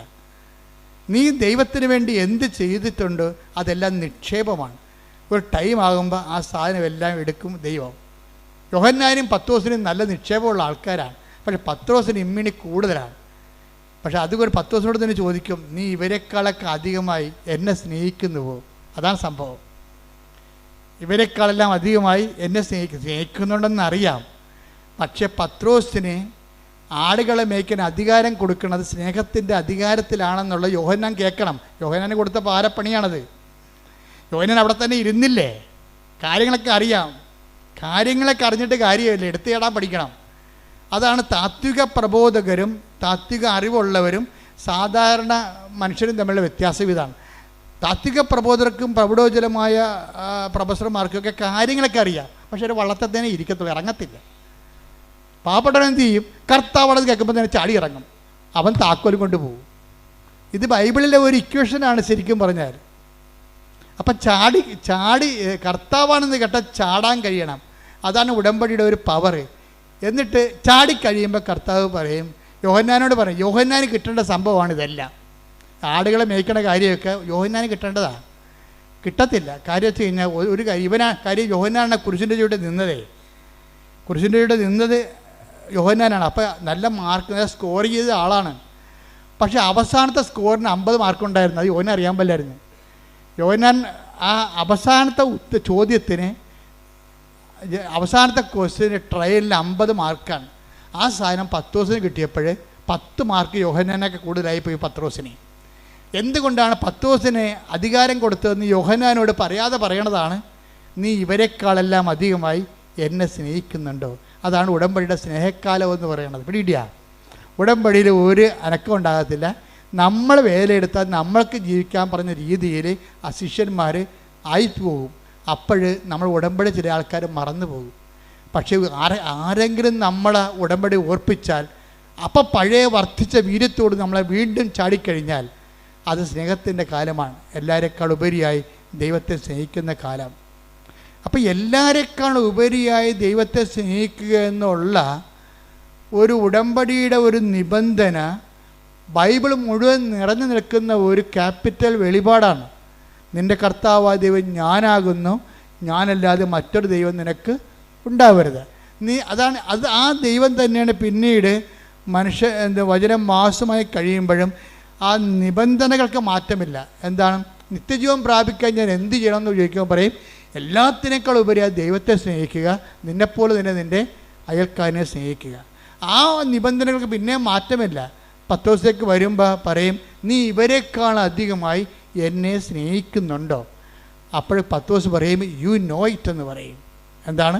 നിനക്കത് അറിയാം. ഞാൻ പറഞ്ഞാൽ എനിക്ക് വിഷമമാണെന്ന് പറയും. അതാണ് പത്രോസ് പറയണത്. കാര്യം കർത്താവ് കാണിച്ച ഒരു വല്ലാത്ത ഒരു പണിയുണ്ട്. കാര്യം കർത്താവിൻ്റെ കയ്യെ വിലങ്ങ് വീണപ്പോൾ പത്രോസ് വാളൂരി, ആ 200 പേരാണ് പന്തങ്ങളും വിളക്കുകളും ആയിട്ട് നിൽക്കണത്. പത്രോസ് ഒറ്റക്ക്. എന്നിട്ടും കർത്താവിൻ്റെ ജീവൻ രക്ഷിക്കാൻ വേണ്ടി ശത്രുപാളയത്തിൽ വെട്ടിയവനാണ് പത്രോസ്. അപ്പോഴാണ് പത്രോസിനോട് പറയണത്, വാൾ ഉറയിലിടാൻ പറയണത്. അപ്പം അത് കേട്ടോടുകൂടി പത്രോസ് വാൾ ഉറയിലിട്ട് വചനം പാലിച്ചു. അവൻ പറയണ പോലെ ചെയ്ത്. അതാണ് ഉടമ്പടി എന്ന് പറയണത്. പത്രോസിൻ്റെ ഉടമ്പടിയാണ് ഏറ്റവും ബെസ്റ്റ് ഉടമ്പടി. സ്നേഹത്തിൻ്റെ കാലത്ത് അപ്പോൾ വെട്ടുകൊണ്ട് മൽക്കസിൻ്റെ ചെവി ഛേദിച്ച് പോയി കഴിഞ്ഞപ്പോൾ പ്രധാന ഭൃത്യൻ്റെ പരിചാരകൻ്റെ ചെവി ഛേദിച്ചു. പിന്നെ അവർ പത്രോസിനെ പഴം നുറുക്കണ പോലെ നുറുക്കുമെന്ന് പത്രോസിന് അറിയാം. തനിക്ക് അപകടങ്ങളാണ്, ഈ ഉടമ്പടിയുടെ പേരിൽ തനിക്ക് വരാൻ പോണ ത്യാഗങ്ങളാണെന്നറിയാം. എന്നിട്ടും അവൻ പറഞ്ഞതല്ലേ വാളുറയിലിടാൻ. അതുകൊണ്ട് പത്രോസ് അവൻ പറഞ്ഞതുപോലെ ചെയ്തു. അതാണ് ഉടമ്പടി. അവൻ പറയണ പോലെ ചെയ്യുക. നമ്മുടെ തല പോകുന്നത് കണ്ടാലും അവൻ പറയണ പോലെ ചെയ്യും. അങ്ങനെ പത്രോസ് വാൾ ഉറയിട്ടിട്ട്, ഇനി എനിക്കിവിടെ റൈറ്റില്ല, എനിക്കിവിടെ പാങ്ങില്ല, ഞാൻ ഇവിടെ നിന്നിട്ട് കാര്യമില്ല. കാര്യം കർത്താവ് വരെ ശത്രുവായ പാളയത്തിൽ കൂടിയിരിക്കുകയാണ്. കാര്യം അവരുടെ ആ ചെവി, പത്രോസ് വെട്ടിയ ചെവി, കർത്താവ് ഛേദിച്ച ചെവി കർത്താവ് എടുത്ത് വെച്ച് കൊടുത്തില്ലേ, അത് പുറത്തില്ലേ. അപ്പോൾ കർത്താവിന് മുമ്പ്, അവരുടെ മുമ്പിൽ കർത്താവിന് ഒരു പിടിയായി. പാവപ്പെട്ട കർത്താവിൻ്റെ ജീവൻ രക്ഷിക്കാൻ വേണ്ടി വെട്ടി അവൻ പ്രതിയുമായി. എന്നിട്ടും ഈ മനുഷ്യൻ കർത്താവിനെ വിടത്തില്ല. ഈ ഉടമ്പടി പാലിക്കുന്നവൻ ആ ഉടമ്പടി പ്രകാരം നീ എവിടെ പോയാലും ഞാൻ നിന്നെ അനുഗമിക്കുമെന്നൊരു മനുഷ്യൻ കർത്താവിനോട് പറഞ്ഞായിരുന്നു. എന്ന് വെച്ചാൽ ഏത് സാഹചര്യത്തിലൂടെയാണ് എൻ്റെ ജീവിതം പോകണമെന്നുണ്ടെങ്കിലും നീ തന്നെ ഒരു ദിവസം എന്നെ തള്ളിപ്പറഞ്ഞാലും ഞാൻ നിന്നെ തള്ളിപ്പറയാതെ നിൻ്റെ പുറകെ വരുമെന്ന് പറഞ്ഞുകൊണ്ടാണ് യോഹന്നാൻ പറയും, അകലെ കൂടി അവൻ കർത്താവിനെ അനുഗമിച്ചെന്ന്. Take the word of God. അകലെ കൂടി. ശ്രുതികട hallelujah. Hallelujah hallelujah hallelujah hallelujah. യേശുവേ നന്ദി, യേശുവേ സ്തുതി. Hallelujah hallelujah hallelujah hallelujah hallelujah. യേശുവേ സ്തുതി. ഹല്ലേലൂയ. ലൂക്ക 22:54. ലൂക്ക 22:54. അവർ അവനെ പിടിച്ച് പ്രധാന ആചാര്യന്റെ വീട്ടിലേക്ക് കൊണ്ടുപോയി പത്രോസ് അകലെയായി അവനെ അനുഗമിച്ചിരുന്നു. അതാണ് സംഭവം. എന്നിട്ട് ഇത്രയും കർത്താവിനാൽ പ്രതിയാക്കപ്പെട്ട ഒരാളാണ്. കർത്താവിൻ്റെ ജീവന് വേണ്ടി നിന്നു, സഭയ്ക്ക് വേണ്ടി നിന്നു, ദൈവത്തിന് വേണ്ടി നിന്നു, ദൈവവിശ്വാസത്തിന് വേണ്ടി നിന്നു. പക്ഷെ നിനക്ക് കിട്ടിയത് എന്താ? നിനക്ക് കിട്ടിയത് ഒഴിവാക്കലും തള്ളിപ്പറച്ചിലുമാണ്. എന്നിട്ട് നീ ദൈവത്തെ വിടാതെ പത്രോസിനെ പോലെ കർത്താവിനെ അനുഗമിക്കണമെന്നുള്ള ബോധത്തിന് കർത്താവിൻ്റെ കണ്ണും വെട്ടത്തുണ്ടാകും. പത്രോസിനെ തള്ളിപ്പറഞ്ഞത് ആരാണ്? നിൻ്റെ വാളുറയിലിട്, വാളെടുക്കുന്ന വാളായി നശിക്കുന്നു പറഞ്ഞ ആരോടാണ്? പത്രോസിനെ തള്ളിപ്പറഞ്ഞ കർത്താവല്ലേ. അവനെ തള്ളിപ്പറഞ്ഞിട്ടും പത്രോസ് കർത്താവിനെ തള്ളിപ്പറഞ്ഞില്ല. പാവപ്പെട്ടവൻ നിരായുധനായി, അവൻ്റെ ജീവിതം അപകടത്തിലാണ്. കർത്താവ് പറഞ്ഞ പോലെ കേട്ടിട്ട് വാളും ഉറയിലിട്ടിട്ട് അവൻ കൊല്ലട്ടെ, എന്നാലും എൻ്റെ കർത്താവിൻ്റെ കൺവെട്ടത്തൊന്ന് ഞാൻ പോകുകയില്ല എന്ന് പറഞ്ഞുകൊണ്ട് നടന്നവനാണ്. അവനെ വിളിക്കും കർത്താവ് അവസാനം. അവസാനം കണക്ക് തീർക്കാൻ വേണ്ടി വിളിക്കും. എന്ന് ചോദിക്കണത് എന്താണ്? ഇവരെക്കാൾ അധികമായി നീ എന്നെ സ്നേഹിക്കുന്നുവോ? ഉണ്ടെന്ന് കർത്താവിനറിയാം. യോഹന്നാൻ ബാക്റ്റായി പോണ അവിടെ വെച്ചാൽ കർത്താവാണെന്ന് കണ്ടിട്ടും വളർത്തതിന് ഇരുന്ന് കക്ഷി. ഓ കർത്താവല്ലേ, നമുക്കറിയാം, ചെന്നാൽ മതിയല്ല എന്ന് പറയും. ഉടമ്പടിയല്ലേ, ചെയ്താൽ മതിയല്ല, അതാണ് സംഭവം, അതാണ് യോഹന്നാൻ. പക്ഷേ നീ അനുഗ്രഹിക്കപ്പെടത്തില്ല. ഉടമ്പടിയല്ലേ, നമുക്കറിയാം, ചെയ്താൽ മതിയല്ല. കർത്താവല്ലേ, നമുക്കറിയാം, ചെന്നാൽ മതിയല്ല. ഈ ഒരു നിലപാടിൽ ഉടമ്പടി വർക്കൗട്ട് ചെയ്യത്തില്ല. ചാടണം, ഒന്നും കിട്ടില്ലെങ്കിലും ചാടണം. എന്തിനാണ്? കർത്താവിന് വേണ്ടി പറന്ന് വെട്ടി പ്രവർത്തിക്കണം. എന്നിട്ട് അത് കർത്താവാണെന്ന് അറിയുന്ന അങ്ങനെ ഒത്തിരി പേര് സഭയിലുണ്ട്. നിങ്ങൾക്ക് ചില 10 അറിവൊന്നും ഉണ്ടാകത്തില്ല. പക്ഷേ എന്താ നിങ്ങൾക്ക് ഉള്ളത്? സ്നേഹം ഉണ്ടായാൽ മതി. അറിവല്ല പ്രധാനം, സ്നേഹമാണ് പ്രധാനം. ദൈവത്തോട് സ്നേഹമുണ്ടെങ്കിൽ അവൻ പറയണ പോലെ ചെയ്യും, പ്രവർത്തിക്കും. കർത്താവിൻ്റെ നിന്ന് നമുക്ക് അടി കിട്ടിയാലും അവൻ്റെ കൺവെട്ടത്ത് നിന്ന് നമ്മൾ പോകത്തില്ല. നമ്മളവിടെ തന്നെ നിൽക്കും. ഏതെങ്കിലും കാരണവശാൽ എപ്പോഴെങ്കിലും കർത്താവിനെ രക്ഷിക്കാൻ പറ്റുമെങ്കിൽ രക്ഷിക്കാമെന്നുള്ള ഉദ്ദേശത്തോടുകൂടിയാണ് പത്രോസിൻ്റെ പുറകെ നടക്കുന്നത്. എന്തൊരു സ്നേഹമാണ് ആ മനുഷ്യന്! അതാണ് സ്നേഹത്തിൻ്റെ, ഉടമ്പടി സ്നേഹത്തിൻ്റെ കാലമെന്ന് പറയണത്. ഇപ്പോൾ ഉടമ്പടി വിശ്വാസത്തിൻ്റെ കാലമുണ്ട്, പ്രത്യാശയുടെ കാലമുണ്ട്, സ്നേഹത്തിൻ്റെ കാലമുണ്ട്. സമർപ്പണത്തിൻ്റെ കാലമെന്ന് പറയുമ്പോൾ ദൈവം ചില കാര്യങ്ങൾ നമ്മളിൽ നിന്ന് ഒരിക്കലും എടുത്തു മാറ്റത്തില്ല. അത് നമ്മൾക്ക് നിത്യജീവന് വേണ്ടി നമ്മളത് അനുഭവിക്കേണ്ടതാണ്. അതുകൊണ്ട് കർത്താവ് പറയും, ഇത് അനുഭവിക്കാൻ തന്നെയാണ് ഞാൻ ഈ മണിക്കൂറിലേക്ക് വന്നത്. Take the word of God. ശ്രുതികട്ടെ hallelujah, hallelujah, hallelujah, hallelujah, hallelujah. യേശുവേ നന്ദി, യേശുവേ സ്തുതി, ഹല്ലേലൂയ, ഹല്ലേലൂയ, ഹല്ലേലൂയ, ഹല്ലേലൂയ. യേശുവേ സ്തുതി, ഹല്ലേലൂയ, ഹല്ലേലൂയ. വിശുദ്ധ പരമ ദിവ്യകാരുണ്യത്തിന് നേരവും ആരാധനയും സ്തുതിയും പുകഴ്ചയും ഉണ്ടായിരിക്കട്ടെ. ചില കാര്യങ്ങൾ നമ്മൾ അനുഭവിക്കേണ്ട കാര്യങ്ങളാണ്. ചിലത് അനുഗ്രഹമായിട്ടും അതിശയമായിട്ടും ഒക്കെ മാറിയിട്ട് അവസാനം ചില കാര്യങ്ങളുണ്ടാവും. അത് നമ്മൾ അനുഭവിക്കാതെ കടന്നു പോകാത്ത കാര്യമാണ്. ഇത് അനുഭവിക്കാതെ കടന്നു പോകത്തില്ലെങ്കിൽ 12 വായിച്ച്. യോഹന്നാൻ 12:27. യോഹന്നാൻ 12:27. ഇപ്പോൾ എൻ്റെ ആത്മാവ് അസ്വസ്ഥമായിരിക്കുന്നു. പറഞ്ഞു, ഇപ്പോൾ എൻ്റെ ആത്മാവ് അസ്വസ്ഥമായിരിക്കുന്നു. ഞാൻ എന്ത് പറയേണ്ടു? പിതാവേ, ഈ മണിക്കൂറിൽ നിന്ന് എന്നെ രക്ഷിക്കണമേ. അല്ല, ഇതിനു വേണ്ടിയാണല്ലോ ഈ മണിക്കൂറിലേക്ക് ഞാൻ വന്നത്. അപ്പം ചില കാര്യങ്ങൾ ദൈവഹിതമായിട്ട് നമ്മളെ കടന്നു പോകത്തില്ല. നമ്മളത് അനുഭവിക്കേണ്ടി വരും. ഈ അനുഭവിക്കേണ്ട കാലത്ത് വരുമ്പോൾ വിശ്വാസം വർക്കൗട്ട് ചെയ്തില്ല, പ്രത്യാശ വർക്കൗട്ട് ചെയ്യില്ല, സ്നേഹമല്ല. അവിടെ എന്താണ്? സമർപ്പണം. അതാണ് കർത്താവ് പറഞ്ഞത്. ഈശോ ആണ് ഇതിൻ്റെ അകത്ത് 10 ദിവസത്തിനേക്കാളും നല്ലത്. അവിടെയാണ് അതുകൊണ്ട് ഞാൻ എപ്പോഴും നമ്മുടെ അലക്സച്ചനൊക്കെ ആയിട്ട് എപ്പോഴും തർക്കിക്കും ഞങ്ങൾ പ്രശ്നം കേൾക്കാൻ നേരത്ത്. കാര്യം അലക്സച്ചനൊക്കെ പറയും നമ്മൾ കർത്താവിൻ്റെ തനി പുരോഹിതരാണ്, ഇമേജാണ്, ആൾട്ടർ ക്രൈസ്റ്റാണ്. ഞാൻ പറഞ്ഞു ഇറ്റ്സ് ഓക്കെ, പക്ഷെ അത് പ്രായോഗികമാണെന്ന് അറിയത്തില്ല എന്ന് പറയും. അതെന്താ ഞാനങ്ങനെ പറഞ്ഞത്? അത് നമ്മൾ ക്രിസ്തു ആണെന്ന് പറഞ്ഞാലൊക്കെ സഭയുടെ പഠനങ്ങൾ അങ്ങനെയൊക്കെയാണ്. പക്ഷേ അത് ആശയം എന്തുമാത്രം പ്രായോഗികമാണെന്ന് അറിയത്തില്ലെന്ന് ഞാൻ പറയും. സഭയെ വിമർശിച്ച് പറയണതല്ല. കാര്യം ചില സ്ഥലങ്ങളിൽ ചെന്ന് കഴിഞ്ഞാൽ ഈ ലാസ്റ്റ് സെക്ഷൻ, വിശ്വാസത്തെ എക്സ്പ്രഷൻ്റെ ലാസ്റ്റ് സെക്ഷനിൽ സമർപ്പണമുണ്ട്. അത് ഈ 12:27 ബന്ധപ്പെട്ടതാണ്. എന്താണ്? ചില കാര്യങ്ങൾ ജീവിതത്തിൽ നമ്മൾ പ്രാർത്ഥിച്ച മാറാത്ത കാര്യങ്ങളുണ്ട്. അതിപ്പോൾ അതിലാണ് മാർക്ക്. അതിന് 80 മാർക്കാണ്, 50 അല്ല 80ആണ്. പ്രാർത്ഥിച്ചാൽ മാറുന്ന കാര്യമൊക്കെ ചെയ്ത് കഴിഞ്ഞാൽ 9 മാർക്കേ ഉള്ളൂ. പ്രാർത്ഥിച്ചാൽ മാറാത്ത കാര്യം അക്സെപ്റ്റ് ചെയ്യണമെങ്കിൽ 80 മാർക്കാണ് അതിനെ. അതെന്താ ചെയ്യണം? അതുകൊണ്ട് ഈശോ എന്ത് പറയും? അപ്പാ ഐ കമണ്ട് മൈ സ്പിരിറ്റ് എന്ന് പറയും. എന്താണ്? ഇതാ അപ്പ എൻ്റെ ആത്മാവിനെ അങ്ങേക്ക് സമർപ്പിക്കുന്നു. അവൻ തല ചായ്ച്ചെന്ന് പറയും. ചില കാര്യങ്ങളുടെ മുമ്പിൽ തല ചായ്ച്ച് കൊടുക്കേണ്ടി വരും. അപ്പോൾ അതാണ് സമർപ്പണത്തിൻ്റെ കാലമെന്ന് പറയണത്. ഉടമ്പടിക്കാലത്തിൻ്റെ അകത്ത് വിശ്വാസ കാലമുണ്ട്, പ്രത്യാശയുടെ കാലമുണ്ട്, സ്നേഹത്തിൻ്റെ കാലമുണ്ട്, പിന്നെ സമർപ്പണത്തിൻ്റെ കാലം. സമർപ്പണത്തിൻ്റെ കാലത്തേക്ക് എല്ലാവരെയും കിട്ടുമെന്നൊന്നും ഞാൻ പ്രതീക്ഷിക്കണില്ല. കാര്യം വെച്ചാൽ സമർപ്പണത്തിൻ്റെ കാലമെന്ന് പറയണത് നമ്മൾ ഒരു നിഗൂഢമായ ഇന്നത്തെ വചനത്തിൽ പറഞ്ഞ പോലെ ഒരു ഏറ്റവും നല്ല രത്നം കണ്ടെത്തി കഴിഞ്ഞാൽ പിന്നെ എല്ലാം വിൽക്കും, അല്ലേ? എല്ലാം വിൽക്കും. 13 മത്തായിയുടെ 13 അധ്യായം, ഏറ്റവും രത്നവ്യാപാരി ഏറ്റവും നല്ല രത്നം കണ്ടെത്തി കഴിഞ്ഞാൽ എല്ലാം വിൽക്കും. ശ്രുതിക്കട്ടെ ഹല്ലേലൂയ, ഹല്ലേലൂയ, ഹല്ലേലൂയ, ഹല്ലേലൂയ. യേശുവേ നന്ദി, യേശുവേ സ്തുതി. ഹല്ലേലൂയ, മത്തായി 13:44. മത്തായി 13:44. സ്വർഗരാജ്യം വയലിൽ ഒളിച്ചു വെച്ചിരിക്കുന്ന നിധിക്ക് തുല്യം.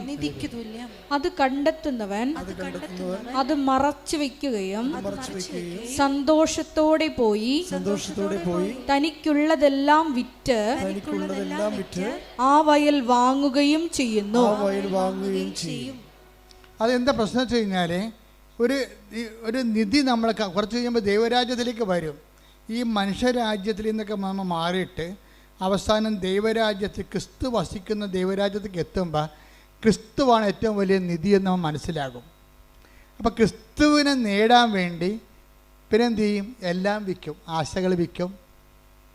നമുക്ക് കുറേ വിൽക്കാനുണ്ടാവില്ല. നമ്മുടെ പ്രാർത്ഥനയുടെ എന്തുമാത്രം ആവശ്യങ്ങളാണ് ഉള്ളത്, അതൊക്കെ നമ്മൾ കോംപ്രമൈസ് ഒത്തുതീർക്കും. എന്താണ്? നിൻ്റെ പ്രാർത്ഥനയ്ക്ക് ഉത്തരം ലഭിക്കുന്ന ഏറ്റവും വലിയ അൾട്ടിമേറ്റ് ആൻസർ ആരാണ്? ക്രിസ്തുവാണ്. അതുകൊണ്ട് ക്രിസ്തുവിനെ നേടാൻ വേണ്ടി ഞാനെല്ലാം കുപ്പയായിട്ട് കരുതണം. Take the word of God. ശ്രുതിക്കട്ടെ hallelujah, hallelujah, hallelujah, hallelujah, hallelujah. യേശുവേ നന്ദി, യേശുവേ സ്തുതി. Hallelujah, hallelujah, hallelujah, hallelujah, hallelujah, hallelujah. യേശുവേ സ്തുതി. Hallelujah, hallelujah. ഫിലിപ്പി 3:7-8. ഫിലിപ്പി 3:7-8. ഇവയെല്ലാം ക്രിസ്തുവിനെ പ്രതി നഷ്ടമായി ഞാൻ കണക്കാക്കി. ഇതെല്ലാം ക്രിസ്തുവിനെ പ്രതി നഷ്ടമായി ഞാൻ കണക്കാക്കുന്നു. ഇവ മാത്രമല്ല എന്റെ കർത്താവായ യേശു ക്രിസ്തുവിനെ പറ്റിയുള്ള ജ്ഞാനം കൂടുതൽ വിലയുള്ളതാകയാൽ സർവവും നഷ്ടമായി തന്നെ ഞാൻ പരിഗണിക്കുന്നു. അവനെ പ്രതി ഞാൻ സകലവും നഷ്ടപ്പെടുത്തുകയും ഉച്ഛിഷ്ടം പോലെ കരുതുകയുമാണ്. അപ്പൊ നമ്മളെ ഒരു കാലം വരും എല്ലാം വേസ്റ്റ്, ക്രിസ്തു അല്ലാത്ത എല്ലാം വേസ്റ്റായി തോന്നുന്നൊരു കാലമുണ്ട്. അതാണ് സമർപ്പണത്തിൻ്റെ കാലം. ഒരു കാലം വരും, ദൈവരാജ്യം നിങ്ങളിൽ വരുന്ന സമയത്ത് ക്രിസ്തു അല്ലാത്തതെല്ലാം വേസ്റ്റാണെന്ന് പറയുന്നൊരു കാലമുണ്ട്. എന്താ കാര്യം? എല്ലാ സാധനവും അവസാനം വേസ്റ്റായി പോകും. എല്ലാ സംഭവവും അവസാനം വേസ്റ്റായി പോകും. നിങ്ങളുടെ മക്കൾ, ജോലി, വീട്, വിവാഹം, മക്കൾ, ഭർത്താവ്, നിങ്ങളുടെ ആരോഗ്യം, എല്ലാ സംഭവങ്ങളും കുറച്ച് കഴിയുമ്പോൾ വേസ്റ്റായി പോകും. അപ്പം നമ്മൾ ഇത് വേസ്റ്റായി പോകുന്ന മുമ്പ് ഇത് വെച്ചുകൊണ്ട് ക്രിസ്തുവിനെ നേടാൻ വേണ്ടി നോക്കണമെന്നാണ് ബൈബിൾ പറയണത്. അതുകൊണ്ട് തന്നെ ചില കാര്യങ്ങൾ നിങ്ങൾക്ക് തരാതെ നിങ്ങൾ ക്രിസ്തുവിനെ സ്വീകരിക്കൂ എന്ന് പറയും. ക്രിസ്തുവിനെ സ്വീകരിക്കൂ. അപ്പം നമ്മളെന്ത് ചെയ്യും? ബുദ്ധിയുള്ളവരെന്ത് ചെയ്യും? ബുദ്ധിയുള്ളവർ ഏതെങ്കിലും ഒരു പ്രാർത്ഥന ആൻസർ ചെയ്യുന്നില്ലെന്ന് കണ്ടാൽ എല്ലാ വാഗ്ദാനങ്ങളും 2 കൊരിന്ത്യർ 1:20 നമ്മൾ ആദ്യം വായിച്ച പോലെ ക്രിസ്തുവിൽ അതേ ആയതുകൊണ്ട് ക്രിസ്തുവിനെ നേടാൻ വേണ്ടി നമ്മൾ നോക്കും. ക്രിസ്തുവിനെ നേടിക്കഴിഞ്ഞാൽ പിന്നെ നമ്മളുടെ തിരികെത്തിക്കണതും പത്രം കൊടുക്കണതും അതുപോലെ തന്നെ രോഗികളെ പോയി കാണുന്നതും ഓർഫണേജുകളെ സന്ദർശിക്കുന്നതും ക്ഷമിക്കുന്നതും എല്ലാ കാര്യവും ചീത്തമായ ബന്ധങ്ങൾ ഉപേക്ഷിക്കുന്നതും എല്ലാം ക്രിസ്തുവിനെ നേടാൻ വേണ്ടി കാഴ്ചവെക്കും. ഇപ്പം നിങ്ങൾ ചെയ്യണമെന്ന് വെച്ച് കഴിഞ്ഞാൽ IELTS പാസ്സാകാനോ PR കിട്ടാനോ വേണ്ടിയാണ് നിങ്ങളതെല്ലാം ചെയ്യണത്. പക്ഷേ ഉടമ്പടിയുടെ സമർപ്പണക്കാലം വരുമ്പോൾ ഇങ്ങനെയുള്ള മാനുഷിക ലോക നിയോഗങ്ങളെല്ലാം മാറ്റിയിട്ട് ഏറ്റവും വലിയ നിയോഗം ക്രിസ്തുവിനെ നേടാനാണെന്ന് തോന്നണം. അതാണ് ഈ സമർപ്പണത്തിൻ്റെ കാലം, ഉടമ്പടിയുടെ സമർപ്പണത്തിൻ്റെ കാലം എന്ന് പറയുന്നത്. അതുകൊണ്ടാണ് ഞാൻ നിങ്ങൾക്ക് ഉടമ്പടി അലൂമിനിയൊക്കെ തരണത്. എന്താ സിൽവർ ഗ്രേ ഇല്ലേ? Silver grey. പക്ഷേ സിൽവർ ഗ്രേയിൽ വരെ നിങ്ങൾ ഉടമ്പടി പോകുമ്പോൾ ഞാൻ നിങ്ങളെ കൊണ്ടുപോകുന്നതിൻ്റെ കാരണം ഒടുവിൽ ഈ സിൽവർ ഗ്രേക്കാർ തങ്ങൾ ആദ്യം വെച്ച നിയോഗത്തെക്കാൾ വലിയ നിയോഗമാണ് ക്രിസ്തുവെന്ന് അവർ ധരിക്കാനും മനസ്സിലാക്കാനും വേണ്ടിയാണ് അവർ നിരന്തരമായിട്ട് ഉടമ്പടി ധ്യാനം കൂടാനും അവൻ പറയണ പോലെ ജീവിതത്തിൽ ചെയ്യാൻ വേണ്ടി ഞാൻ നിങ്ങളെ നിർബന്ധിക്കുന്നതിൻ്റെ കാരണം അതാണ്. അപ്പോൾ അതിൻ്റെ അകത്തുള്ളിൽ കേസോ വഴക്കോ അസ്വസ്ഥതയോ ഒക്കെ ഉണ്ടായാൽ ഞാൻ പറയും നിങ്ങളത് ക്രിസ്തുവിനെ പ്രതി ടേക്കപ്പ് ചെയ്യണം. കാര്യം ഇതിൻ്റെ പിന്നിലുള്ള സത്യം നമ്മൾ ഇപ്പം കാണുന്ന നിരാശ അല്ല, അതിലുപരി വലിയൊരു ഏറ്റവും വലിയ ദൈവത്തിന് നൽകാൻ പറ്റുന്ന ദാനമെന്ന് പറയുന്നത് തൻ്റെ ഏകജാതിന് നൽകുന്നതാണ്. അതാണ് ഏകജാതിന് നൽകാൻ തക്കവിധം ദൈവം അത്രമാത്രം ലോകത്തെ സ്നേഹിച്ചു. അപ്പം അങ്ങനെ ചെയ്ത ദൈവത്തിൻ്റെ സ്നേഹത്തിൻ്റെ ഒരു തുറമുഖത്തേക്കാണ് ഈ ആധ്യാത്മികമായ യാനം അവസാനം തുഴഞ്ഞെത്തി വരണത്. അതുകൊണ്ട് ഉടമ്പടി വളരെ സബ്ലിമേറ്റ് ആയിട്ടുള്ള ഒരു വോയേജാണ്, ഒരു കപ്പൽ യാത്രയാണ് ശരിക്കും പറഞ്ഞാൽ. അതിങ്ങനെ ക്രിസ്തുവിൻ്റെ തുറമുഖത്തേക്ക് നമ്മളെ കൊണ്ടുപോയിക്കൊണ്ടേയിരിക്കുന്നത് നിങ്ങൾ തിരിച്ചറിയണം. അപ്പോൾ എല്ലാ കാര്യങ്ങളും നിറവേറുമ്പോൾ ഇടയ്ക്ക് തന്നെ നിറവേറാത്തൊരു കാര്യങ്ങളുണ്ട് അതിനകത്ത്. അത് ക്രിസ്തുവിൻ്റെ കോളമാണ്. അവിടെ നിറവേറേണ്ടത് ക്യാഷ് ആൻഡ് കൈൻഡ് ആയിട്ടുള്ള കാര്യങ്ങളല്ല, മറിച്ച് സമസ്തവും ദൈവം അവൻ്റെ പാദത്തെങ്കിലാക്കിയ യേശു കർത്താവിനെ തന്നെയാണ്. പ്രാർത്ഥിക്കുക. കർത്താവായ ദൈവമേ, ഉടമ്പടിയുടെ നാലാം ഭാഗമായ ക്രിസ്തുവിനെ തന്നെ സ്വീകരിക്കാൻ എന്റെ ജീവിതത്തെ ആധ്യാത്മിക അനുഭവങ്ങളിലൂടെ ഒരുക്കുന്ന നല്ല ദൈവമേ, നിന്നെ സ്തുതിക്കുന്നു, നിന്നെ ആരാധിക്കുന്നു, നിനക്ക് നന്ദി പറയുന്നു. അപ്പൊ ആദ്യ കാലങ്ങളിൽ ഇപ്പൊ തന്നെ ഞാൻ ആ ദീപക്കിന്റെ കാര്യം പറഞ്ഞു. ദീപക്ക് എന്താ സംഭവിച്ചത്? ദീപക്ക് അവസാനം മനസ്സിലായി എൻ്റെ കഴിവോ എൻ്റെ പ്രാഗൽഭ്യവും അല്ല, മറിച്ച് ഉടമ്പടി ദൈവം നേരിട്ടിടപെടേണ്ട ജീവിതത്തിൽ കുറേ കാര്യങ്ങളുണ്ട്. അതുകൊണ്ട് ദീപക്ക് തന്നെ വന്ന് രണ്ടാമത് ഉടമ്പടി എടുത്തിട്ട് അത് കറക്റ്റ് ചെയ്യും, ദൈവസ്നേഹത്തോടെ കറക്റ്റ് ചെയ്യും. ആ സെക്കൻഡിന് അവനെ വേറൊരു കമ്പനി 13 വർഷങ്ങൾക്ക് ശേഷം അവനെ കോൾ ഫോർ ചെയ്യും. പെട്ടെന്ന് ഇൻ്റർവ്യൂ, പെട്ടെന്ന് അപ്പോയിൻമെൻറ്റ്, എല്ലാം ഒരാഴ്ചക്കുള്ളിൽ ഒരു മാസത്തിനുള്ളിൽ അപ്പോയിൻമെൻറ്റ് വരും. ഹയർ പ്രൊഫഷനിലേക്കാണ് അവൻ വരണത്.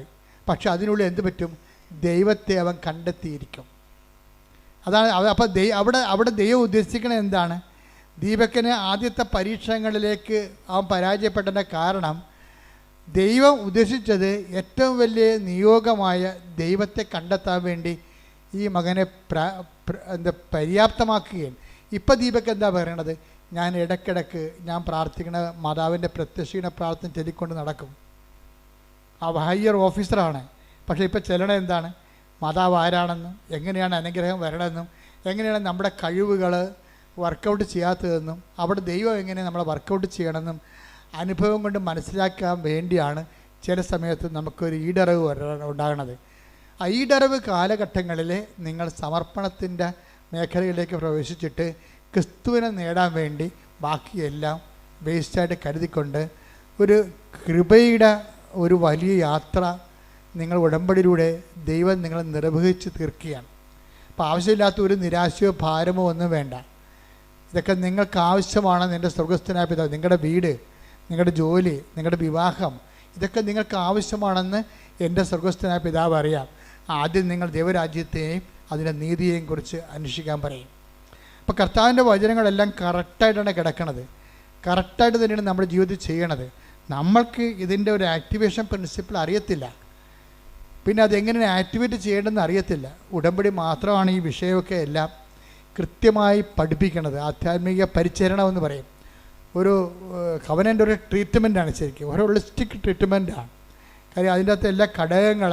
അപ്പോൾ എന്തെങ്കിലും ഒരു പ്രാർത്ഥിച്ച് നിങ്ങൾക്കതിൻ്റെ ഫലം കണ്ടില്ലെന്ന് പറഞ്ഞുകൊണ്ട് എപ്പോഴും നമ്മൾ ശ്രദ്ധിക്കേണ്ടത് നാക്ക് വളക്കാതിരിക്കാൻ നോക്കണം.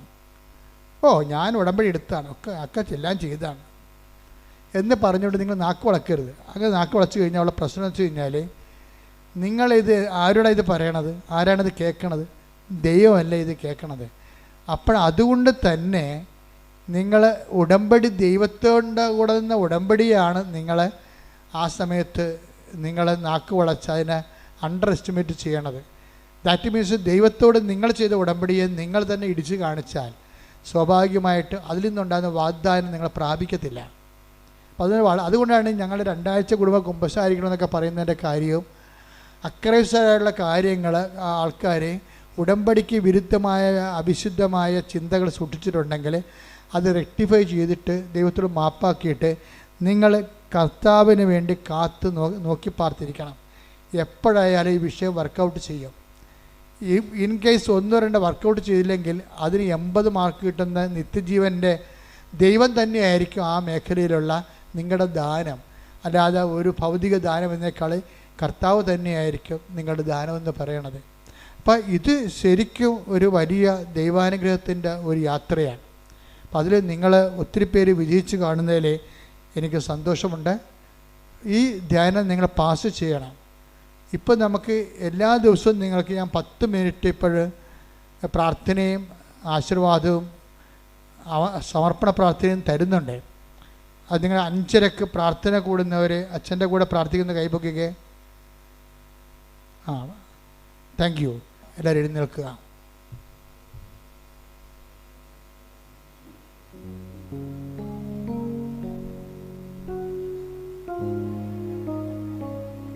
അച്ഛൻ പ്രാർത്ഥിക്കും, മക്കളെ സ്തുതിച്ചാൽ മതി. എല്ലാ മേഖലകളെയും സമർപ്പിച്ചുകൊണ്ട് പ്രാർത്ഥിക്കാൻ പോവുകയാണ്. Hallelujah hallelujah hallelujah. മഹത്വം കർത്താവിന്റെ മഹത്വം ഉന്നതമായ ആരാധന ആരാധന. Hallelujah hallelujah. കർത്താവിന്റെ വിശുദ്ധ പൗരോഹിത്യത്തെ മഹത്വപ്പെടുത്തുന്നു. കർത്താവിൽ സഭയിലുള്ള സാന്നിധ്യം പ്രകടമാക്കും. 38 വർഷം ഞാൻ അർപ്പിച്ച കൃപാനയുടെ യോഗ്യതയാണ്. കൃപാസ്ഥാനത്താറെ ജീവനോടെ പ്രത്യക്ഷപ്പെട്ട പരിശുദ്ധ അമ്മയുടെ മധ്യസ്ഥത, കർത്താവിൻ്റെ തിരുമുറിവാർന്ന വലതുകരം, അനുഗ്രഹത്തിൻ്റെ വലതുകരം ഓരോ മക്കളുടെ മേൽ വെക്കണമെന്ന് പ്രാർത്ഥിക്കുന്നു. കർത്താവ് രോഗബാധിതർക്ക് വേണ്ടി പ്രാർത്ഥിക്കുന്നു. വാദരോഗികൾക്ക് വേണ്ടി പ്രാർത്ഥിക്കുന്നു. ഹൃദയ രോഗികൾക്ക് വേണ്ടി പ്രാർത്ഥിക്കുന്നു. കരൾ രോഗികൾക്ക് വേണ്ടി പ്രാർത്ഥിക്കുന്നു. കർത്താവിൻ്റെ വിശുദ്ധമായ വലതുകരം ഉയർത്തണം. അങ്ങനെ ആണിപ്പെടുതാർന്ന വലതുകരം ഉയർത്തണം. എല്ലാ മക്കളെയും സ്പർശിക്കണമേ. അടിപ്പിണർ പോലെ സ്പർശിക്കണമേ. വൈദാഘാതം പോലെ സ്പർശിക്കണമേ. ദൈവികമായ ശക്തി നിങ്ങളിലേക്ക് ആവശ്യിക്കട്ടെ. ദൈവികമായ ശക്തി നിങ്ങളിലേക്ക് ആവശ്യിക്കട്ടെ. ഉച്ച മുതൽ ഉള്ളങ്കാൽ വരെ കർത്താവിൻ്റെ രക്തം പടരട്ടെ. ഉച്ച മുതൽ ഉള്ളങ്കാൽ വരെ കർത്താവിൻ്റെ രക്തം പടരട്ടെ. എല്ലാ കോശങ്ങളിലും കർത്താവിൻ്റെ രക്തം പടരട്ടെ. എല്ലാ മാംസപേശികളിലും കർത്താവിൻ്റെ രക്തം പടരട്ടെ. എല്ലാ അസ്ഥികളിലും അസ്ഥിക്കുഴകളിലും കർത്താവിൻ്റെ രക്തം പടരട്ടെ. കർത്താവിൻ്റെ വലതുകരത്താൽ എല്ലാവരും സ്പർശിക്കപ്പെടട്ടെ. മാരക രോഗികൾ കർത്താവിൻ്റെ നാമത്തിൽ മാറിപ്പോകട്ടെ. സ്ഥിരവേദികൾ കർത്താവിൻ്റെ നാമത്തിൽ മാറിപ്പോകട്ടെ. സൃഷ്ടി രോഗങ്ങൾ, ക്യാൻസർ രോഗങ്ങൾ, മക്കളില്ലാത്ത ദമ്പതികൾ, ഗർഭാശയത്തിന് കട്ടിക്കുറവുള്ളവർ, ബീജത്തിന് ഓട്ടമില്ലാത്തവർ, ജനിതകമായ തടസ്സങ്ങളുള്ളവർ യേശു നാമത്തിൽ മാറിപ്പോകട്ടെ. വൈവാഹിക തടസ്സങ്ങൾ, മക്കളില്ലാത്തവർ, വീടില്ലാത്തവർ, ജോലി ഇല്ലാത്തവർ, അമ്മേ കാനായിലെ കല്യാണത്തെ പോലെ എല്ലാ ഇല്ലായ്മകളും ആരാധന സന്നിധാനത്തിന് അമ്മ മധ്യസ്ഥം വഹിക്കണം. പ്രാർത്ഥിക്കാൻ പോലും നിവർത്തിയില്ലാത്തവർ, വിശ്വാസം കുറവുള്ളവർ, വിശ്വസിക്കാൻ കഴിവില്ലാത്തവർ എല്ലാവരും കണ്ണീരോടെ പ്രാർത്ഥിക്കുന്നു. കർത്താവേ, വിശുദ്ധ പൗരോഹിത്യത്തെ മഹത്വപ്പെടുത്തണം. കർത്താവേ, സഭയിലുള്ള സാന്നിധ്യം പ്രകടമാക്കണമേ.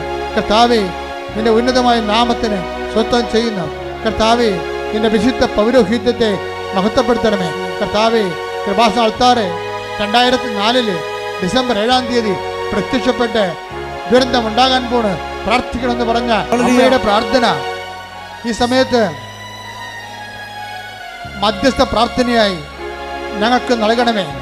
കുഞ്ഞുങ്ങളെ, പഠിക്കാൻ കഴിവില്ലാത്തവര്, തെറ്റായ ബന്ധങ്ങൾ അകപ്പെട്ടവര്, കുറ്റമറാത്ത സ്ഥലങ്ങള്, സാമ്പത്തിക കടങ്ങള്, ജപ്തി നടപടികള്, തെറ്റായ ബന്ധങ്ങൾ അകപ്പെട്ടിരിക്കുന്നവര്, കർത്താവേ, വാടക താമസിക്കുന്നവര്, ഒറ്റയ്ക്ക് താമസിക്കുന്നവര്, പാട്ടത്തിന് താമസിക്കുന്നവര്, ഇറങ്ങിക്കൊടുക്കേണ്ടി വരുന്നവര്, വിദേശ ജോലികൾ ചെയ്തു പോയിട്ട് പഠനം കഴിഞ്ഞിട്ട് അവിടെ വിസ പുതുക്കാത്തവര്, അവർക്ക് ജോലി കിട്ടാത്തവര്, കർത്താവ് ലക്ഷക്കണക്കിന് രൂപ നാട്ടിൽ കടമുള്ളവര് കണ്ണീരോടെ പ്രാർത്ഥിക്കുന്നു. എല്ലാവർക്കും വേണ്ടി പ്രാർത്ഥിക്കുന്നു. കർത്താവേ, സ്വർഗം തുറക്കണമേ. നിന്റെ നാമത്തെ നിന്റെ നാമത്തെ ഇപ്പോഴും മഹത്വപ്പെടുത്തണമേ. അപ്പാ അപ്പാ, അങ്ങേ പുത്രനായ യേശു ക്രിസ്തുവിൻ്റെ അങ്ങേ പുത്രനായ യേശു ക്രിസ്തുവിൻ്റെ ഉന്നതമായ നാമത്തിലെ സർവ്വ പാപങ്ങളും സർവ്വ രോഗങ്ങളും സർവ്വ തടസ്സങ്ങളും ജീവിത ദുരിതങ്ങളും യേശുവിൻ്റെ ഉന്നതമായ നാമത്തില് മാറിപ്പോകട്ടെ. ശ്രുതികട്ടെ. Hallelujah, hallelujah, hallelujah, hallelujah. യേശുവേ, എല്ലാ രോഗങ്ങളും തടസ്സങ്ങളും നീങ്ങി പോയിക്കൊണ്ട് അങ്ങയുടെ നാമത്തെ ആരാധനയിലൂടെ വീണ്ടും വീണ്ടും മഹത്വപ്പെടുത്തണമേ. പ്രാർത്ഥിക്കട്ടെ. വ്യക്തിപരമായ ആവശ്യങ്ങൾക്ക് വേണ്ടി പ്രാർത്ഥിക്കട്ടെ.